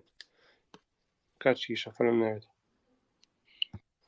Para se të jap fjalën ne që të bëj një replikë të vogël, Karel, se ke përsysh ato prologu që dhe për sa i përket historisë dhe shtetëformimit, edhe në qoftë se i marrim gjitha në 100% të mirë gjëna dhe të pa kontestueshme, ideja është që jemi këtu ku jemi sot. Ke parasysh ne mund të flasim domethënë për rolin që mund të ketë pasur shqiptarët edhe në Egjipt edhe në Rumani për atë punë. Ideja është që fatkeqësisht këto nuk janë bazamente të mirë fillta, domethënë për të mbajtur këtë që kemi ne sot, sepse normalisht Më fal Blon, jo, ka shumë bajnë sepse ata na bajnë përpiqen me na demoralizuar ne. Edhe demoralizimi ka një rol shumë fuqishëm. Na kena diskutuar bashkë te podcasti jot kur shpall pavarësia e Kosovës, si filluan me dalë në pah organizatat e arvanitëve. Demoralizimi është jashtëzakonisht i rëndësishëm, prandaj e vunan pak këtë punë. Normalisht, po do të kemi parasysh edhe faktin se zakonisht të forta edhe e kanë apo nuk e kanë historinë, pikën e fortë nuk e kanë asnjëherë tek historia. Kjo është fakti i shteteve të forta. Sot në 2023 që ne jetojmë, të gjitha ato lëvizin me historikun e ri, që le të themi janë diku te 50-60 vitet e fundit, të tashme dhe ato çfarë ato mund të ofrojmë. Edhe fatkeqësisht Shqipëria në këto 3 pika është mut. Kështu që do një shkollim, domethënë të gjerë të një mase shumë të madhe që të mund të fillojmë domethënë të ndezim dhe ato shkëndije që ne duam. Ne Xhipo ose Petr. Po para se të them ato që dua të them një pyetje direkte Karlit, ku bazohesh në atë pohimin që bëre që grekët, minoriteti grek i Finiqit dhe i Dropullit janë të ardhur nga Levanti apo Anadolli? Ka ke ndonjë bazë për këtë ndonjë apo janë thjesht komente Facebooku apo të artikuj kështu? Se domethënë ka rëndësi kjo që thua për se do të them diçka tjetër. Unë kam menduar se shkëmbimi i popullatës në 1923 ishte i njoftur për tonë në gjithë. Po ku bazohesh konkretisht, se kjo unë e kam mësuar histori, e kam lexuar diku, nuk kujtohet tash, nuk e kam atë studimin fiks, po kam menduar se kjo është e mirë kuptuar, se ka pas në 1923 një shkëmbim, edhe aty ato kanë ardhur. Shqiptarët e Kosturit kanë shkuar në Greqi, turqit ortodoks kanë ardhur në Kostur, kanë ardhur në Finiq, kanë ardhur në Çamri e tjerë. Besova se kjo është e ditur, nuk e di tash. Ka ndonjë kundërshtim për këtë? Jam dakord pjesërisht, por që duhet pa kujdes në disa pohime tilla a priori, sepse mund të mos jenë shumë të sakta. Unë nuk e di si është e vërteta, e di që ka pasur një shkëmbim, por nuk e di eksaktësisht se për cilat zona bëhet fjalë. Ta bëra këtë pyetje sepse unë kam gjysmën e familjes time që vjen nga ajo zonë dhe nuk di të ketë pas diçka të tillë fare, domethënë. Dhe bëhet fjalë për shumë breza përpara që patra sa kam unë një ori, kështu që nuk e di të paktën që ka lidhje me atë zonë, mund të jetë në një zonë tjetër, nuk e mohoj, po që jo aty. Nëse nuk ka rëndësi, ai që do të thoya ishte që nuk ja vlen shumë t'i kthehemi historisë dhe historisë së shkuar, sidomos ose shumë të largët, sepse mund të bijemi edhe në disa kurthe që nuk dalin dot kurrë. E rëndësishme është kjo që do të thoya. Greqia moderne, Shqipëria moderne. Të paktën 23 vitet e fundit. Çfarë shikojmë? Është pak a shumë gjëra që u thanë, po që Greqia, duke pas një rol shumë po themi superior ndaj nesh, jo se duam ne ose se duan ata, po se kështu kanë ardhur rrethanat, duke qenë të një nga pjesëtarët e parë të Bashkimit Evropian, edhe të krekosur për këtë gjë që ata e thonë me shumë krenari, ndërsa ne vinim nga një sistem totalitar, po themi, dhe të zhubrosur në ato leckat tona dhe në varfërinë tonë, kishim patjetër një status shumë larg njëri tjetrit, dhe Greqia e ka shfrytzuar këtë gjë për shumë raste, siç e tha dhe Bleoni. Dhe kjo është e keqja, domethënë këtë duhet themi. Pra, po merremi tani me shtetin modern grek, që u tha dhe që nuk i respektojnë drejtat e minoritetit, që e fshehin çështjen e çamërisë, që e mohojnë çdo gjë. Dhe në çështjen e Belerit që kanë qenë dhe shumë fodull duke shkuar në ditën 2 dhe duke thënë nuk ka prova, ndërsa nuk kanë kërkuar prova. Domethënë janë shumë, po themi, një sjellje shumë disi arrogante dhe bulliste në një farë mënyrë, duke thënë kërcënime të tilla që si ose bëni atë që ne ose ne nuk japim dritën jeshile për BE, domethënë tipik një lloj presioni, domethënë për mendimin tim i ulët. Kjo është ajo që ne shohim dhe që dëgjojmë. Problemi është që edhe ne nuk mund t'i bëjmë murit me kokë dhe të themi drejta është anën tonë dhe do bëhet si themi ne sepse drejta është anën tonë. Fatkeqësisht politika njeh edhe kompromise dhe kjo është çështja. Sa jemi në një gjendje të bëjmë kompromiset tona për të arritur atë që duam, që është kemi rënë dakord, duam të shkojmë BE, po themi. A është Beleri më e rëndësishme se kjo gjë? Apo shkenaria jon? Kjo është çështje që duhet shtrohen për mendimin tim, sepse roli i Greqisë për mendimin tim në vitet e fundit ose në dekadat e fundit ka qenë kryesisht negativ, domethënë për këtë çështje. Një replikë drejt për drejt te kjo Onexha, me qenë se unë e kuptoj barazdyqimin matematikor që ti bën gjithë kësaj, po a doje ti vërtet një hyrje në BE kur pagesa për këtë hyrje është denigrimi i sistemit gjyqësor, policor shqiptar dhe gjithashtu në vlerësimi dhe denigrimi i qeverisë shqiptare? A doja vlente një hyrje në BE me këtë lloj çmimi? Përgjigje direkte, absolutisht jo. Nëse më pyet mua, absolutisht jo. Por sa di unë për politikën e jashtme dhe për çështje ndërkombëtare, patjetër. Unë absolutisht nuk do e bëja, normalisht jo, dhe nuk do lejoja pa asnjë vend tjetër që të futej në sovranitetin tim. Kështu që kjo është përgjigje. E kisha atë pyetjen që ngritja pyetjen e përgjithshme, nuk ishte për këtë rast, por në përgjithësi, për çdo rast tjetër që do të ndali përpara. E kuptoj qartë. Petro, skena për ty. Okej, unë desha ta zhvilloj pak atë që theti Bleon në lidhje me akuzat ndaj vetvetes që ne jemi të paorganizuar në Greqi. Pyetja ime është për ju, por është edhe retorike pak. Domethënë pse shqiptarët në Greqi nuk kanë rezistuar? Sepse shqiptar nuk ka vetëm Greqi, jashtë shtetit, domethënë në troje etnike, por që kanë ngelur jashtë kufive të 1913-s. Shqiptar ka në Maqedoni, ka në Kosovë, ka në Serbi, ka në Malzi, ka kudo, ka edhe në Kroaci, ka edhe deri në Ukrainë, apo ka edhe në Itali që janë me origjinë arbëresh. Si ka mundësi që këta shqiptarët e Greqisë janë të vetmi që janë asimiluar thuajse totalisht. Do të thënë qamet, janë dëbuar, por gjithu dëbuan këta pas luftës dytë botërore, kaq pak ishin, edhe unë e di se ka dhe qam ortodoks. Nuk e di nëse ata quhen apo vetë quhen arvanitas, por ka dhe qam ortodoks. Ku janë këta? Ku është zëri i tyre? Ku janë gazeta që këta i botojnë? Ku janë shkollat që këta edukojnë fëmijët? Mos harrim se ka shqiptar edhe në Stamboll sot e kësaj dite. Lagje Stambollit ka njerëz që flasin shqip sepse janë me origjinë shqiptare. Pse në Greqi u zhdukën? Arvanitët ka qenë vetëm ai Aristidh Kola që e ka ngritë zërin, pjesa tjetër e ndjejnë veten më grek se vetë grekët. Janë pjesë përbërëse thelbësore e formimit të identitetit dhe të shtetit grek, po ato i kanë dhënë figurat larta shtetit grek, i kanë dhënë Marko Boqari, i kanë dhënë Kolokotronin.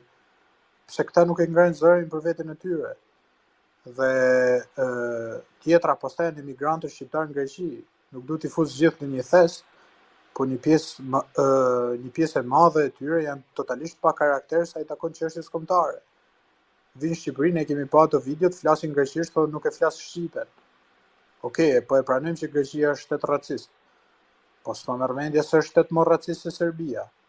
Ne kemi shqiptarë sot në Serbi, në Lugin të Preshevës, që ju bojnë skema nga më të ndryshmet për t'i dëbuar në mënyra moderne dhe vazhdojnë që ndrojnë trojet veta, nuk i dorëzojnë. Kemi shqiptarë në Mitrovic që janë në zemër të rrethuar nga armiku, lagjet bosnjakëve e ku diun, e prapë se prapë qëndrojnë ti, tash du të tregosh pak qëndres për veten tënde, ku je për tokat e tua. Ne kemi një parti të Shpëtimi Drizit, okay, ka dhënë kontributin e vet, po nuk është as pak aty ku duhet ishte. Unë mbaj mend për Qemerin, episode kështu të dhunshme nuk ka pas. Ka pas vetëm ca episode folklorike që doli një video me ca tipa që gjuni me kalashtin flamur grek. Edhe një tjetër që e shpallte veten president të Qemerisë, nëse ju kujtohet edhe juve një person që ndroi jetë tani kohët e fundit. Po ka qenë një qam që thoshte unë jam presidenti i Republikës Qemerisë. Është shumë pak, shumë folklorike dhe shumë Po ja të bëj unë Petra një parashtesë përpara se të flasin djemt, jam i bindur që të dy kanë goxha informacione për dhënë. Duhet të kuptosh e para fare rendin gjeopolitik dhe fetar të asaj kohe. Në momentin që revolucioni i ashtu quajtur grek, sepse edhe unë e kontestoj pjesën e vënies së emrit revolucion grek, ishte më shumë një revolucion i krishterë kundër establishmentit otoman dhe normalisht arvanitët në një pjesë të madhe për shembull kanë qenë shqiptarë që në kohën e Bizantit kanë zbritur deri në Athinë, deri në Spartë poshtë, domethënë, dhe normalisht i është lejuar të kenë fenë e tyre brenda atij establishmentit grek. Dhe normalisht kur revolucioni fillon ti do anohesh domethënë me grekun, bullgarin, çfarë të them unë tani, serbin apo italianin që ka qenë atje në atë kohë, sepse duhet të kuptojmë edhe faktin që gjitha ato nacionalizmat në qoftë se ne e marrim historinë, domethënë në një pjesën më të madhe që ne njohim të shkruar në libra, nacionalizmi është diçka shumë e re. Edhe për ata atëherë, domethënë, ndaheshin që unë jam krishter, ai është musliman. Ne tani nuk mund të anashkalojmë gjitha ato zezat që ka bërë Shqipëria në kohën e otomanëve. Nuk mund të harrojmë faktin që ne ishim të fundit që guxuam që brenda për brenda territorit ton të dilnim kundër. Se jashtë territorit ton i kanë dalë, domethënë, prijës shqiptar disa herë kundra. Po shqiptarët, siç e di ti, domethënë, edhe kur në gjatë kohës së revolucionit grek, shqiptar me shqiptar vriteshin, e kupton, dërgoheshin nga ato sultanët apo generalet otoman, dërgoheshin normalisht milici shqiptare në Greqi, në Korfuz, në Janin për të shtypur kryengritjet. Ka dhe këngë folklorike pafund nga këto. Edhe normalisht kjo është gjë e parë, kurse në veri është situata tejet ndryshe, sepse atje ishte e qartë edhe establishmenti i fesë muslimane ishte më i fortë normalisht, që është edhe sot e kësaj dite, dhe e kishin si mburoj të drejt për drejt. E dyta, mbasi u formua shteti i Greqisë aso kohë, domethënë, ato u vendosën stema, u vendos flamuj, u vendos doktrina e tjerë dhe ka disa dokumenta që janë, le të themi, të vështira për të interpretuar në këtë kohën moderne që jemi ne sot, por le të themi që një pjesë e mirë që atyre që ishin arvanitës u paguan për të qenë grek, siç e thotë Aristidi, që grek është një arvanitas i qytetëruar, edhe ajo pjesa që i rezistoi, i humbi postet, u dërgua në burg, u dërgua në internim, ju morën pronat, ju morën ato vilat që kishin atëherë asaj kohe. E normalisht problemi fatkeqësisht gjithmonë fillon nga vetja, domethënë, pavarësisht se diçka shumë e hidhur për t'u thënë, se duket sikur çfarë lloj gjëje të bëj tjetri, domethënë gjithmonë ja vë fajin vetes, por duhet të kuptojmë faktin që nuk kemi pasur një lloj qëndrese unifikuese. Nuk është se kanë qenë arvanitët atje mbas fitimit të luftës, nuk kanë qenë të unifikuar që të mund t'i bënin ballë edhe doktrinës ortodokse. Nuk kanë qenë. Sepse nëse do ishin, do jetonim në një realitet komplet ndryshe. Po njëjta gjë siç ka ndodhur 10-15 vite më përpara me pagesa nga 300 euro për të thënë që jam minoritar, në atë njëjta gjë ka ndodhur edhe në atë kohë mbase me pagesa më tejet, më kolosale, sidomos çfarë ishin general lufte dhe prijes batalionesh, e kupton? Ore, unë Arvanitët i kuptoj. Domethënë, nuk i justifikoj deri në fund, sepse kam pa video të disa profesorëve grek që thonin që në fshatra tërë në Greqi shkonte profesori dhe ju mësonte gjuhën greke sepse flisnin gjithë shqip. Dhe u detyronte profesori që të mësonte shqip, që t'ju mësonte atyre greqishten, se gjithë kalamajt asnjë ndër ta nuk e fliste gjuhën greke. Se Arvanitët janë edhe pak si të përhapur në Greqi kudo, ka dhe në Athinë, ka kudo, nuk dihet se kanë arritur në mesjet, se i kanë marrë si ushtar, nuk e di tamam. Po ideja është që ata duhet kishin rezistuar pak më shumë, sepse ke Arvanitë sot e kësaj dite që i kanë biemrat ku diun Gjika, Kola, Koka, edhe din ca fjalë kështu po nuk e mbajnë mend gjuhën e gjyshërve të tyre. Gjyshrit e tyre flisnin shqip, këta nuk e flasin. Në Itali janë izoluar me shekuj ata Piana degli Albanesi, ku diun në fshatrat e tyre, edhe s'kan pas kontakt me Shqipërinë fare, kanë qenë përtej detit. Ne ishim pushtim turk apo në komunizëm dhe ata kanë luajtur rolin e vet. Ne kemi pas patriot nga Arbëresh, ai Serembe, ai tjetri që harrova që ka shkruajtur këngët e Milosaus, kanë kontribuar për kauzën shqiptare, ndërkohë nga Arvanitët hiç zero. Okej, mund të ketë ndikuar kjo e fesë, që i quanin turko-albanos, prapë shumë pak, po nëse Arvanita s've po ja u falim, po brezit ri janë fëmijë rritur në Greqi, mosha jonë, nuk flasin shqip. Prindërve tyre nuk i vjen zor nga vetja vet. Domethënë është i kompleks inferioriteti e një ignorancë skajshme, sepse ti Greqia aty është 10 minuta je nga Shqipëria, nuk është se ke shku në kontinent tjetër. Kjo është ekstreme. Pastaj desha të them edhe diçka në lidhje me atë që tha Karli për të paguarit e Greqisë në Shqipëri. Jam i bindur që ka të tillë të paguar. Nuk e di nëse janë të vërtetë ata të artikullit, por jam i bindur që ka. Po s'është se kemi nevojë të bëjmë edhe hetime të mëdha, sepse e kemi Dulen Haptas, që ka qenë nën kryetari i parlamentit, deputet, edhe bënte propagandën e Greqisë, helenizmi këtej, helenizmi ande. E kemi Belerin. Beleri ka shkruajtur me Që edhe Arjan Çanin. Po, është Arjan Çani thot atë dhe ujnë Greqia, ose vën atë këngën Athina Move duke glorifiku Athinën, ndërsa kur flet për Shqipërinë, flet me tone degraduese për popullin shqiptar, ose përshkruan si popull kështu fshatarë që shiten për një pul, ose thot pastaj që po dole nga unaza e vogël janë njerëzit shumë janë provinciale etj. Domethënë në Shqipëri ka një qasje elitiste dhe si më thënë të urrëties ose të diskriminimit për një shtresë të popullit. Ndërsa për Greqinë ka një adhurim dhe merr dhe vlerëson çdo gjë që thuhet nga Greqia. Dhe ky është një person që ka një emision në një televizion kombëtar, ka një emision me një ndjekshmëri të jashtëzakonshme. Është person që është shqiptar, është rritur në Shqipëri, mund të ketë nënën greke, nuk e përjashtoj. Po është produkti i Shqipërisë, është rritur në komunizëm, ka qenë te gazeta Koha Jon bashkë me Ramën e me gjithë të tjerët. Ka shkuar ca kohë në Francë, është kthyer, ka marrë benefite, domethënë është bërë pjesë e elitës së Shqipërisë nga sistemi i Shqipërisë. Ashtu me gjithë metat e veta, këtë person e ka vënë në krye të fushës vet të gazetarisë. Nuk është një person i diskriminuar dhe komuniteti grek në Shqipëri, qoftë me vizat, qoftë me ato pensionet e famshme, nuk ka qenë i privilegjuar në Shqipëri.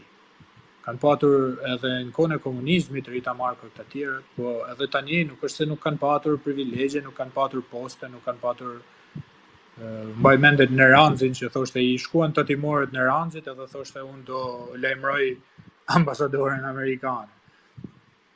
Kështu që nuk kemi nevojë të bëjmë hetime, ata janë haptas, janë shqetur dhe thonë pa pikën e turpit. Ndërsa për kauzën kombëtare kemi njerëz si Mustafa Nano që thonë jo jam kundër bashkimit me Kosovën. Jo po gegët bëjnë shtet, gegët bëjnë kom, toskët bëjnë shtet. Domethënë janë përçmues për një pjesë të popullit shqiptar, ndërsa kur vjen puna te grekët apo tek Europa janë lëpirës. Edhe fundi që desha të them është se Greqia është një hap paranesh edhe politikisht, sepse unë kam lexuar disa artikuj në ditët e fundit të majtës greke. Majta greke kritikohen të Beleri, edhe thoshte që ne duhet diskutojmë për të kaluarën e këtij njeriu, për të vendosur a duhet ta mbrojmë apo jo. Edhe ishin gazetar, ishin intelektual të majt.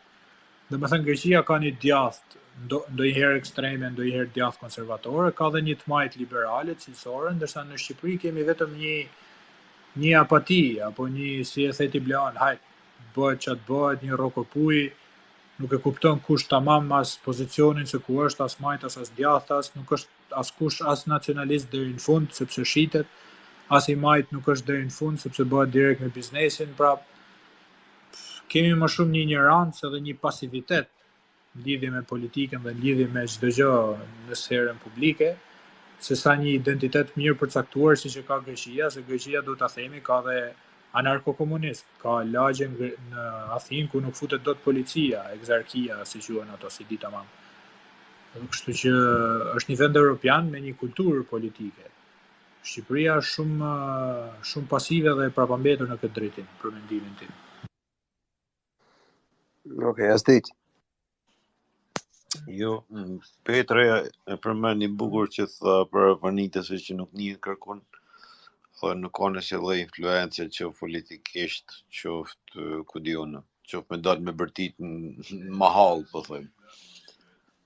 Me çu zonin e tyre për me kërku drejta, po është karakteristike tonë shqiptarëve edhe në vendet tjera, sidomos këto që kanë emigruar mas vitit të 90 kam fjalën, për mos muni, për mu integru në për shtetet tjera, edhe për mos me lëviz, dhe me thonë as thonin, përsa i përket i çështjet kombëtare, sepse në radhë parë na mungojnë liderat, në radhë dytë, ajo politika shqiptare ka kanë që ka kanë më shumë përçarëse se sa bashkuese. Dhe deshta me thonë që nuk janë vetëm arvanitësit, janë edhe pjesa tjetër e shqiptarëve që janë krejt në heshtje. Thonë roli i diasporës të vitet e fundit me çka kanë ka kanë zero, ose mos me thonë zero, po ja lej fare përqindje që mund të ketë bana kush, që mund të ketë ngrit zoni me një artikull, sa me çu pluhun, jo gjë më të madhe se aq. Edhe kisha pas kam përshtypjen se do kishte kanë jemi shpëtit pak diasporën, më organizuar në për shtetet ndryshe me mbledh me shoqata, si është ajo vatra në Amerikë, po edhe ajo është ndame se aty kanë hyrë, kanë korruptu këto politikanë tonë, jo gjysa me i krah tjetër, ne na mungon kjo gjë. Edhe përse përket politikë shtetit grek që tha që ishte në politikë të hershme të lashtë, deshta mi uftu me po gjendjen ekonomike të Greqisë dhe manovrat politike që ka bë 20 vitet e fundit për më arrit me kuptu se kena përballë. Faleminderit. Shiko, unë do t'ju përshtë përsa i përket arvanitëve, do me thënë, ose para se të karelet arvanitëve, do të shtoj diçka për Çanin. Unë nuk mendoj se Çani është aq problematik se sa e shihni ju, sepse në qoftë se vërtet Çani do kishte Çani është palaço bu. Mirë, është palaço, është çfarë lloj gjë mund të ketë ai, është stili vet ai, siç e tha Petro përpara, ai sistemi jon e ka nxjerrë dhe nuk ma hamënja që është e drejt nga ana e jon si spektator tash ta fusin ta kryqëzojnë Çanin atje, sepse nëse do ishte vërtet aq i keq plak, kemë qindra mira gazetarë të tjerë shqiptar me fevzie, me budalliqe, leshe preshe çfarë nga njëri tjetri. Pse s'ka dalë njëri drejt për drejt i bëj këto akuza nëse që nga kaq le të themi është plot paria Bleon e cila gjendet në një ndikim jashtëzakonisht të fortë grek. Po shiko, ideja është se Çani si individ, si Çan vetëm nuk bën dot asnjë gjë. Kjo paria që mund të ekzistojë, siç e përmend ti, është tjetër gjë. Pastaj dalim në konkluzionin që nuk është Çani problemi, pra. Problemi janë ata të tjerë. Çani është një pjesë e problemit, Bleon. Kampanje qartë Albanian Stats, i cili kishte mundohet të lutem, më shiko. Mundohet ta kuptosh këtë pjesën, sepse unë nuk mendoj se për Çani është problemi, sepse e zëm se është të gjitha ato gjërat që juve përmendët. E marrim të mirë qenë. atëherë problemi është ku dëgjon 100% shqiptar, me gjenetike, me certifikat në çfarë doni ju. Pse nuk u dal ka një tjetër më valla? Me qenë se ky qen ka domethënë kaq i ligë kaq i ke, pse nuk dal ka një tjetër që të bëj baraspeshën. Pra del gjithmonë si për çdo lloj gjëje tjetër që ne nuk kemi një baraspesh, ne nuk kemi një shkëmbim, një betejë idesh të shëndetshme në Shqipëri. Edhe nëse del një person si Çani, sepse edhe pavarësisht se mund të ketë arritur në maja të ka shikueshmëri etj, ne duhet ta kuptojmë siç e tha Asriti dhe materialin që jep Çani, e kupton se është entertainment, është hare, është argëtim në pjesën më të madhe, edhe Trash më burr trash. Ai Çani bën trash, ka jetu me trash. Futë atje, kështu që ne nuk mund t'i japim një lloj piedestali që nuk i takon. Kurse për sa i përket pjesën e Arvanitëve, do ju thoja të dëgjoni këtë anekdotën që unë kam përjetuar dorë parë. Para disa kohësh, para se mbaroja dhe studimet, unë kam jetuar në një konvikt dhe kemi pasur një student Erasmus grek nga Rodosi, të cilit i vjen e dashura për vizitë. Tash i dashura duke bërë muhabet e sipër aty te shtëpia ime, pasi kishim gatuar, ishim mbledh një ca vet, duke pi mbi emrin e kishte Dhimos. Normalisht unë si bleon që jam, domethënë kështu smërie, nuk më la krimbi, e fillova e pyeta kështu, nuk tha asnjë lloj gjëje derisa i dashuri vet ishte aty. Në momentin që ai ikën për të bler cigare, edhe mua dhe ati shoku tim na rrëfe që shife se unë jam arvanite nga një fshat i Janinës, po babai na ka mësuar që të vegjël që mos ta themi sepse do shtypemi, do na quajnë turq, do na quajnë jevgj, do na quajnë kështu, edhe normalisht ata janë zhytur në një, le të themi, në gjendjen më të keqe që mund të jetë zhytur një popull, që është i vetë censurimit, i vetë gjykimit, i vetë paragjykimit, sepse normalisht duhet të kuptojmë edhe momentin se si ata janë rritur në pjesën moderne, sepse kur muret e Shqipërisë ranë, edhe shqiptarët shkuan atje, normalisht fatkeqësisht u bën 101 gjëra, e kupton, edhe normalisht ata e kanë pasur dhe problem edhe me të drejtë në një farë pike që nuk donin të afilioheshin me UBB kriminal, UBB vjedhin, UBB ignorant, UBB fshatar etj. E ke parasysh se duhet pavarësisht se këto gjëra tingëllojnë qesharake ndonjëherë ose në ana tjetër tingëllojnë edhe gjëra që janë të rëndësishme, po duhet ta kuptojnë që për njeriu normal, domethënë i intereson shumë se me kë afiliohet ose me kë përzihet. Normalisht ata nuk kanë pasur një bazament fort siç ka pasur ku dëgjon, le të themi ajo diaspora italiane në Amerikë, që kishin diçka me sa të mbureshin, domethënë ata le që kulturën e vet, domethënë vetëm çaj kishin mbajtur me kisha e kanë akoma, por nuk kishin as një shembull sepse ne ishim aq vite komunizëm. Por unë mendoj se ky argument mund të vlejë për çamët, sepse një pjesë shumë e madhe e çamëve janë në Shqipëri, por nuk vlen për arvanitët. Arvanitët ne do të trajtojmë si ai prushi, poshtë hirit që Gacem lume, thonë Shkodër. Nuk e di unë tani, na vë titrat për atë që the, po që Gacë është thëngjilli mbuluar. Po pra, po, atë po mendoj. Është si thëngjill, domethënë që duhet mbrojtur, edhe vitet e fundit ka filluar shumë, unë jam edhe në kontakt drejt për drejt me nga ato kanalet më të mëdha që ka filluar edhe nxjerr materialet e gjithë arvanitëve, domethënë. Edhe mendoj se duhet i kushtojmë Blan fal, ata kanalet që ma ki sugjeruar mua, Krye Zoti në YouTube çuna. Mos harro. Po. Krye Zoti ja sugjeroj gjithëve, keni edhe këngë, keni recitime, keni këto formula pakzimi, lutje, çfarë do doni ju, keni atje, keni histori etj. Ai aty ka qenë një website Vargmal, ka qenë shumë i mirë, po e kanë mbyll pastaj. Edhe ideja është që pra duhet të kuptojmë edhe faktin më të madh, domethënë që arvanitët e kanë jashtëzakonisht shumë të vështirë të afiliohen si shqiptar, të tregohen si shqiptar, edhe e kanë vënë edhe në comment feedet e tjerë, ata ndihen pak keq kur një Bleon apo një Petro i shkruan në komente që mos e ti shqiptari, se le të themi të drejtën, le të themi atë të vërtetën më të hidhur që shqiptar ata në kuptimin siç e themi ne nuk janë. sepse janë aq vite. Ata janë arbër. vlezëri tan, ata janë të lidhur drejt për drejt në mënyrë me ne, po siç jemi ne shqiptar, ata nuk janë. Edhe ne duhet që avash, domethënë me kujdesin si kujdes foshnjeje, domethënë ti mundohemi të japim disa gjëra të mira, do se çdo interesi, çdo marrëdhënie fillon nga një interes i përgjithshëm, edhe interesi për ata do jetë që të kuptojnë që tek ne të shohin një aleat, të shohin një vlla, një motër, të shohin dikë tek i cili mund të mbështeten, të shohin dikë me cilin mund të komunikojnë edhe jashtë asaj të përditshme së tyre. Kështu që i kam një çik kështu me merak, domethënë, edhe nuk dua t'i lejoj të kritikojmë shumë, sepse kemi pasur edhe ne shumë herë si shtet, jo si Bleon, për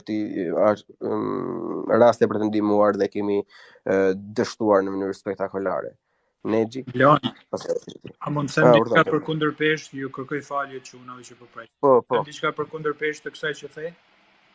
Po. Unë desha të them që do të kemi pak respekt edhe për gjithë ata shqiptarë që janë djegë dhe janë pjek vetëm për arsyeën që nuk janë dorëzu për faktin që janë shqiptarë, nuk kanë dorëzu gjuhën, kanë bajt jo vite, po dekada burg, kanë vujt vetë edhe familjet e veta, edhe gjatë pushtimit turk ka pas zona, siç është edhe vetë Himara, që ishte zona arbërore, e cila nuk pranonte të bëhej as të ndronte fen, po as të nënshtrohej ndaj turqëve, pastaj ka që nuk janë nënshtruar slavëve, pastaj ka që nuk janë nënshtruar grekëve, domethënë ka patur edhe patriot ortodoks shqiptar që janë vrarë nga andartet apo nga kisha greke, se thonin unë jam ortodoks, po jam shqiptar. Unë mendoj për këta arvanitet, nëse ti nuk je i gatshëm, jo arvanitet, po secili person në secilin cep të globit. Nëse ti nuk je i gatshëm të luftosh edhe ndoshta edhe t'ja japësh jetën për identitetin tënd kombëtar apo fetar apo familjar, çfarë do lloji qoftë, edhe pranon ta ndrosh emrin, pranon ta ndrosh të thuash jam i një identiteti tjetër, atëherë ti se meriton me qenë shqiptar vëlla. Je grek, mbaje me shnet, mbaje edhe privilegjet që t'jep kjo, por ti nuk mund t'jesh po aq shqiptar sa një tjetër i cili është sakrifikuar me breza vetëm për faktin që ose ka shkri pasurinë e vet si Hasan Prishtina që e ka shkri gjithë pasurinë e vet për kauzën kombëtare. Ndoshta nuk e meriton. Edhe përveç kësaj, e kuptoj që ata janë në presion, por ka disa njerëz tjerë që nuk janë në presion, po duan privilegjet. Janë si puna Hysni Milloshit. Hysni Milloshi ishte nga Mati, edhe fliste si lab, se ishte oficer i Partisë Komuniste, kur ra komunizmi u bë ai komunist, sepse ishte nostalgjiku më i madh për Enver Hoxhën, edhe fliste si këta lebrit për të bërë ne partia jonë e tërcipërci. Domethënë, njeriu kur largohet nga identiteti i vet, kur e mohon identitetin e vet, atëherë ndoshta nuk e meriton atë identitet. Po unë prapë qëndroj optimist, për t'ja dhënë fjalën e Nexhi direkt pas kësaj, prapë qëndroj optimist dhe me thënë që kjo gjë që thua ti që nuk e meriton, kjo ka ndodhur. Ata që prej 100 vitesh nuk e meritojnë me atë, kurse këto kohët e fundit po ndizet diçka e re. Edhe në këtë mënyrë unë dua të qëndroj optimist dhe mbështetës dhe dua të jap paçka një shans. Nexhi, pastaj triti. Ndërtet Blon. Merdi për të qesh çfarë kur u fol pak për Çanin, se vërtet mbien çudi ndonjëherë që merren seriozisht fjalët që thuhen nga ai, sepse ai në fundit është një showman, domethënë, dhe ai e pranon atë që është. Ai është një moderator të një emisioni që ka një profil të caktuar për cilët nuk mund të merret seriozisht, dhe ai vetë thotë që televizioni është vetëm gënjeshtër, kështu që ai e bën dhe pak për provokim, për të rritur Jo vlla, sa ai e merr Belerin në emision edhe vjell vrerë ndaj Shqipërisë, këta janë turq, këta janë taliban, shteti grek, domethënë e kuptojmë ka disa pjesë ku ai nuk është ironik fare. Unë besoj që e bën, çfarë besoj, nuk e di, por unë besoj që ai e bën vetëm për të marrë shikus, vetëm për të marrë, qoftë edhe njerëz që e shajnë, domethënë sa ai thotë më shani sa do doni mbushme, domethënë është showman, nuk duhet të marrë shumë seriozisht. Më seriozisht duhet të marrë politikanët nëse bëjnë deklarata të tilla, sepse aty është problemi, ja. Ai është, jam dakord me Bleonin që nuk duhet të marrë seriozisht si personazh. Po duhet, siç është showman, duhet shijuar kaq.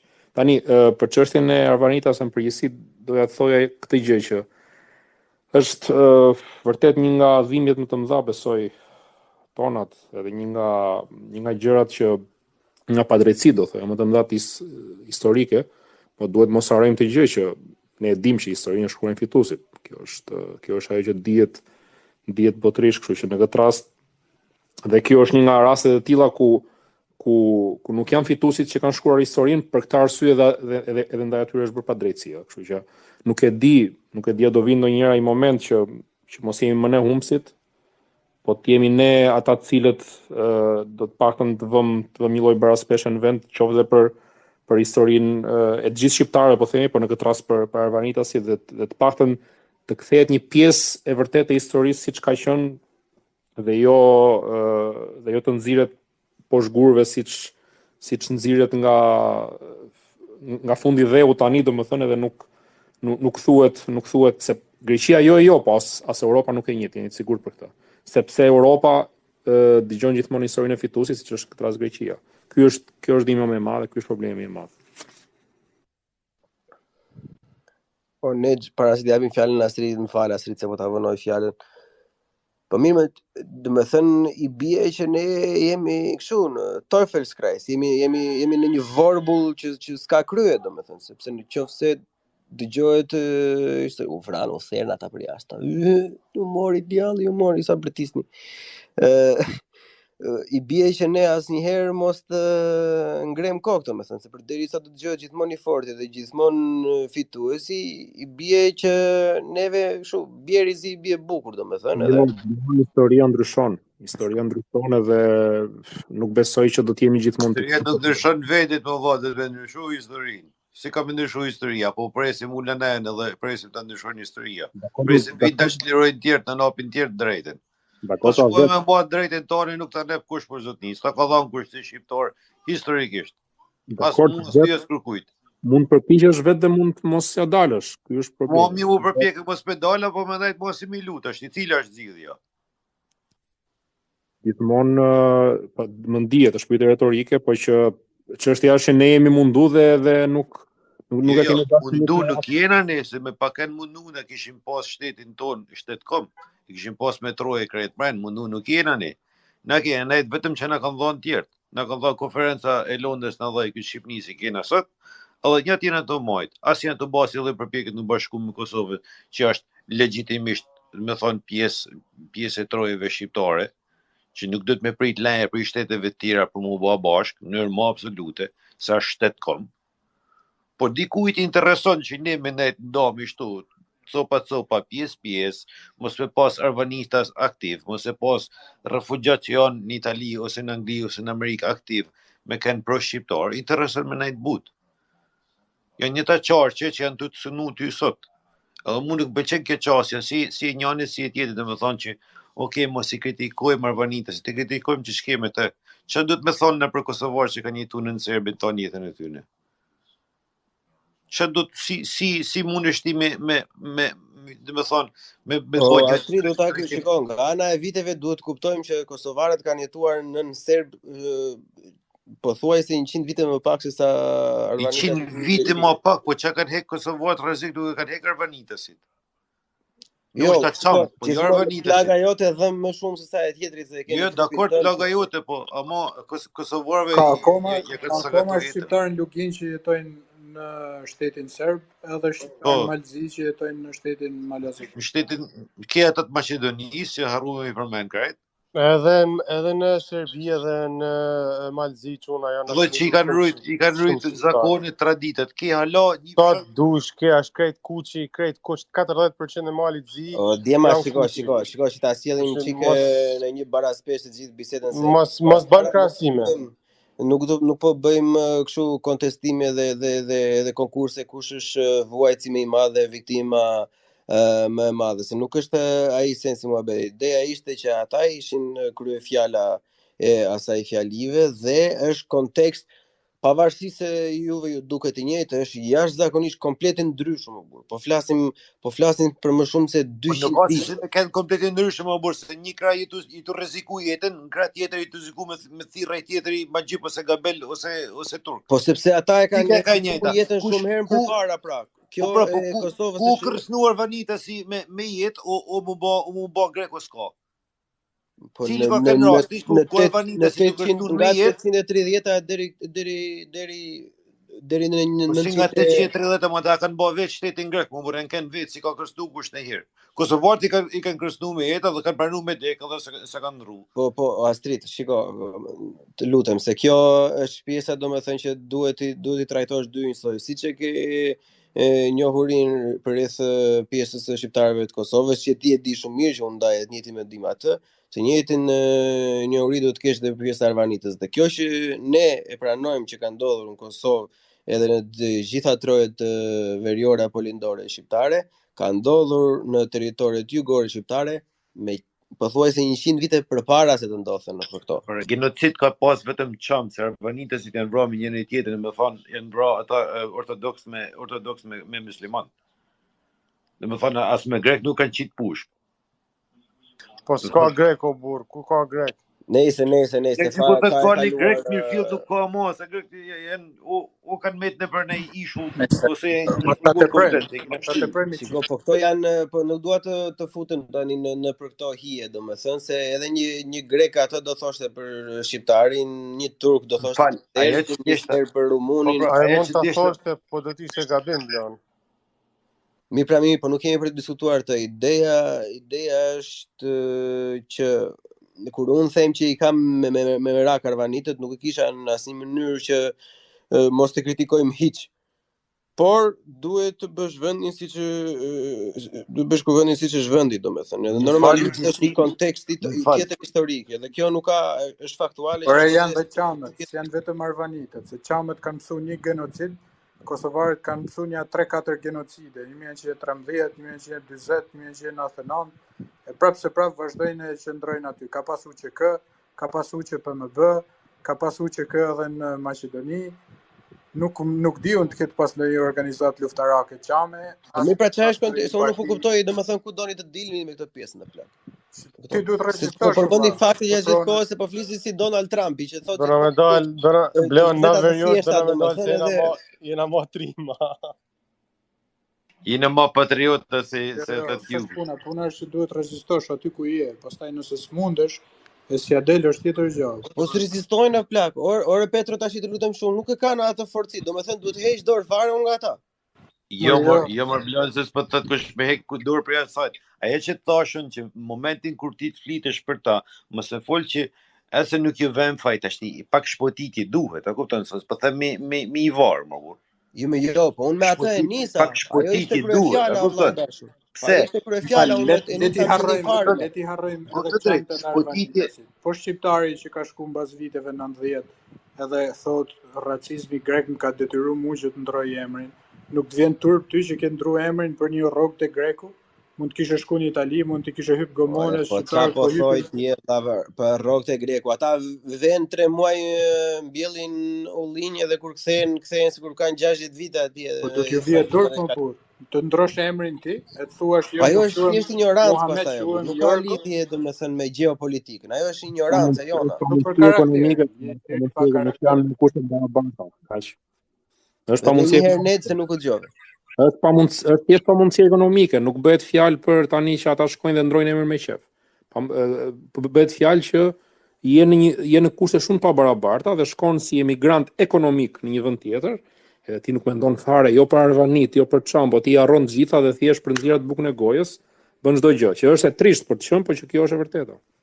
Shikoj puna, ata shteti grek e ka perfeksionuar një sistem asimilimi të jashtëzakonshëm këto 200 vite, sepse kanë marrë lloj-lloj popujsh, lloj-lloj s'kan identitet etni greke, nuk është se ka aty, mund të bëhet një argument për të sakonët që janë një minoritet gjuhësor, i cilët mendohet të jenë nga grekët e lashtë, po për të gjithë tjerët janë aty, o janë shqiptarët, janë vllejhet, janë slavet, janë këto të krishterët ortodoks të ardhur, edhe shteti grek që s'ka grek. Edhe shteti grek është jashtëzakonisht i aft për me asimilu popuj tjerë, kështu që ndoshta pak mirë kuptim. Jo plotësisht, po pak mirë kuptim. Okej, japim fjalën diellit Diell ti e ke fjalën se e ke ndes 2-3 herë. Bashkohem me Karlin këtu, unë kam përshtypjen, është bërë një propagandë fantastike e pa parë ndonjëherë në historinë e Europës, të kundër shqiptarëve, kundër humbjes së identitetit shqiptar, edhe lidhet me agjentë ruse, është krijuar greqishtja në Greqi pak a shumë nuk është folur pothuajse fare. Vetëm njerëzit kanë folur pak a shumë shqip, bullgarisht, rumun, turqisht, grek nuk ka pas aty. Aty ja shifni kërkoni për një dialekt grek që mund të ketë në Greqi. Ka dialekt grek bizantin. Ka dialekt grek bizantin. Ka dialekt grek bizantin, por ka në Qipër afër Anatolis, si themin Anadolakut, por nuk ka dialekte greke në Greqi, as në Manin, as i vend. Kështu që unë them që është bërë një propagandë fantastike, është e pa parë në historinë e Europës. Kaq desha të them. Okej, Petro, jepi fjalin për mbyllje për këtë temë se do kalojmë çik tjetër. Në fakt është polemike. Është polemike, s'është përmbyllse se edhe unë kam gjuar këto argumentet e Elena Kocazhit e tjerëve që thonë jo po s'ka grek. Unë jam dakord fare me këtë se Greqia është një ndër shtetet me trashëgimin më të pasur në Europë dhe në botë ndoshta, sepse ka edhe arkeologji, ka edhe, domethënë Greqia ka trashëgimi të Greqisë lashtë. Ka trashëgimi të Bizantit, i cili fliste greqisht i gjithë dhe ishte perëndëria romake e lindjes. Domethënë Greqia nena ka themeluar qytetet tona, Dyrrhahi, Melissus që ishin këto, vinin Helenët bënin qytete tek ne, sepse ilirët kishin vendbanime nuk i kishin aq shumë në formën e polis. Greqia e ka mësuar botës demokracinë, i ka thënë filozofët e vjetër. Greqia pastaj vazhdon me Bizantin, i cili fliste greqisht i gjithë, i paleologët e gjithë ata të tjerë. Mesjet pastaj vazhdon me luftën me perandorinë osmane e tjerë. Pushtohet nga osmanët edhe ajo si gjithë tjerë dhe bëhet një revolucion 1825 që dhe bëhet shteti modern grek. Tani u kuptoj që shteti modern grek ka probleme, është krijuar në bazë të fesë, ka minoritete e tjerë, po thush që s'ka grek, mund duket e tepër, sepse ka një trashëgimi shumë të pasur. Edhe ne është okay që ta lutem diell mbyllë se bën Jehova. Është okay që ta afirmojmë identitetin tonë, të themi se kush jemi, të themi që gjuha jonë është një ndër më të vjetrat në Ballkan edhe në Europë, është shumë okay. Po tash të mohojmë që s'ka grek, nuk ekziston greku fare, duket një naivitet i papam edhe si di. Mirë, se shiko, nuk do ta vazhdojmë të Kare. Di që edhe Kare dielli të duan. Jo, po më lejo tash të jap një kundër argument, është më blan mas. Shiko, jo, po se e kemi dëgjuar, sepse unë do ju ftoj që po jo se ke dëgjuar blan, nuk e ke dëgjuar. Po mbaje shkurt pra. Mbaje shkurt. Nuk ka grek në Greqi të paktën, ato që ka janë mbetjet e kolonive të vjetra të Greqisë së vjetër, cilët janë gjithkund nëpër mesdhe, janë mbetjet e Bizantit, por gjuha koine, e cila flitet sot në Greqi, është një gjuhë tërësisht plotësisht e importuar. Kjo shifet shumë qartë se nuk ka asnjë lloj dialekti, domethënë flet një lloj greqishte, flet ai nga mesi tjetër, kurse shqiptarët shqipja, e cila është një gjuhë organike, ndryshon, unë e dalloj Lezhjanin të folën, i cili nuk është as 30 kilometra larg Shkodrës. Dhe këto janë karakteristikat një gjuhë organike dhe me një gjuhë të cila është mbivendos një populli, ose në rastin e Greqisë, e cila ju është mbivendos disa popujve thjesht e vetëm për një ide romantike, filohelene që kanë pasur europianët në shekullin e 17, 18, 19. Dhe kjo është ajo e cila nena ka sjell Greqin këtu. Dhe grek në sensin etnik nuk ka. Fetar mund të argumentohet, po një etni greke nuk ka, shifet edhe në testet ADN-s ku i del shqiptarëve me grekët, i del pak a shumë njëjti version, sepse nuk është etni e ndryshme. Kaq kisha. Okej, po e përmbyllu, Petro, më lejo ta përmbyllu. Fundit shumë të shkurtër. Du të them që domethënë grek ka, sepse grek ka patur edhe në kohën e Alipashtë Pelenës në borrin e tij kishte njerëz që flisin greqisht, nuk besoj se Sakonet. nuk besoj që greqishtja nuk ka dialekte, sepse gjitha gjuhët marrin pak a shumë formën, marrin theksin, marrin dialektet e veta. Po shko interesoj ju. Greqishtja moderne rrjedh nga versionet e greqishtës lashtë dhe është vazhdimsi e tyre, nuk është marrë në formë artificiale dhe ju mësuan në shkolla njerëzve, kishte njerëz që flisin greqishtën gjatë gjithë kohës, kështu që mendoj mos ta teprojmë në këtë argument. Okej, po jap unë argumentin tim për mbyllës, domethënë, dhe nëse keni interes, ftojmë bëjmë një space vetëm për këtë punë. Unë nuk mendoj se asnjëri nga ju dy ka drejtë para fare, sepse unë mendoj se ka grek, edhe ka pasur, edhe ka do të ketë, por gjua moderne greke është gjuhë e ndërtuar. Duhet të kuptojmë që gjatë kohës së Bizantit dhe perandorisë romake, gjua greke ka qenë gjuhë teknike, lingua franca asaj kohës, gjuha e kishës, gjuha Si latinishtja sot. edhe gjuha e politikës edhe e fesë, siç ishte latinishtja në krahun perëndimor. Edhe Petro, kam pasur dhe një debat me një djalë tjetër, mbasi kisha atë podcastin e fundit, kemi pasur një debat për disa fjalë që ai kishte thënë atje, dhe ideja është që ne gjithmonë i ngatërojmë pjesën e kulturave organike të rritura dhe të zhvilluara në mënyrë natyrale me këto imponime, le të themi, ose jo imponime, po janë këto konstrukte Mbivendosje. Si ti mbivendosje, domethënë, sepse i bie që le të themi nëse do ndodhte një luftë bërthamore dhe në Amerikë do krijoheshin disa shtete të tjera, domethënë do thoshin ne po këto amerikanët janë më të vjetrit sepse Por gjuha është folur në Spartë. Urdhë? Ju po thoni se s'është folur greqisht. Çfarë gjuhë është folur në Spartë para kësaj koines? Është folur shqip? Po jo, shiko, unë jam një fan se edhe për të bërë ndryshimin mes greke dhe helen, pavarësisht se në Shqipëri në gjuhën shqipe moderne është e njëjta gjë. Për mua nuk është e njëjta gjë para fare, sepse po ta vësh re edhe në ato deduktimet e Homerit asaj kohe, domethënë ata kishin edhe probleme ose vështirësi kuptimit të dialekteve në ato kohë, kurse për sa i përket fjalës që jo, po do të kesh parasysh që janë, nuk e di si thon akcent në shqip, po neç. Theks. Për shembull, pra, gjua shqipe, gjua greke ka thekse, po nuk ka dialekte. Kjo është e saktë që gjua greke nuk ka dialekte. E ke parasysh? Sepse janë gjithmonë këto gjuhët e mbivendosura, domethënë që dialekte nuk kanë, ka vetëm thekse. Siç është gjua angleze në Amerikë, që ka thekse nga më të ndryshme, po nuk ka dialekt. Siç është ajo në Skoci apo siç është ajo në Irland për shembull. Gjithsesi, prandaj unë jam në mes të juve të dyve dhe nuk përputhem 100% me asnjërin asnjë tjetri. Kështu që të lutem ose Nexhi ose Petro tashit na bëj çik parashtrimin e naftës. Mendoj që O më shqipni, mendoj që është ka të thjeshtë. kusht ka qit me krye. I ke pas qenë po një anë, urat e dheu të tjërë shpinar.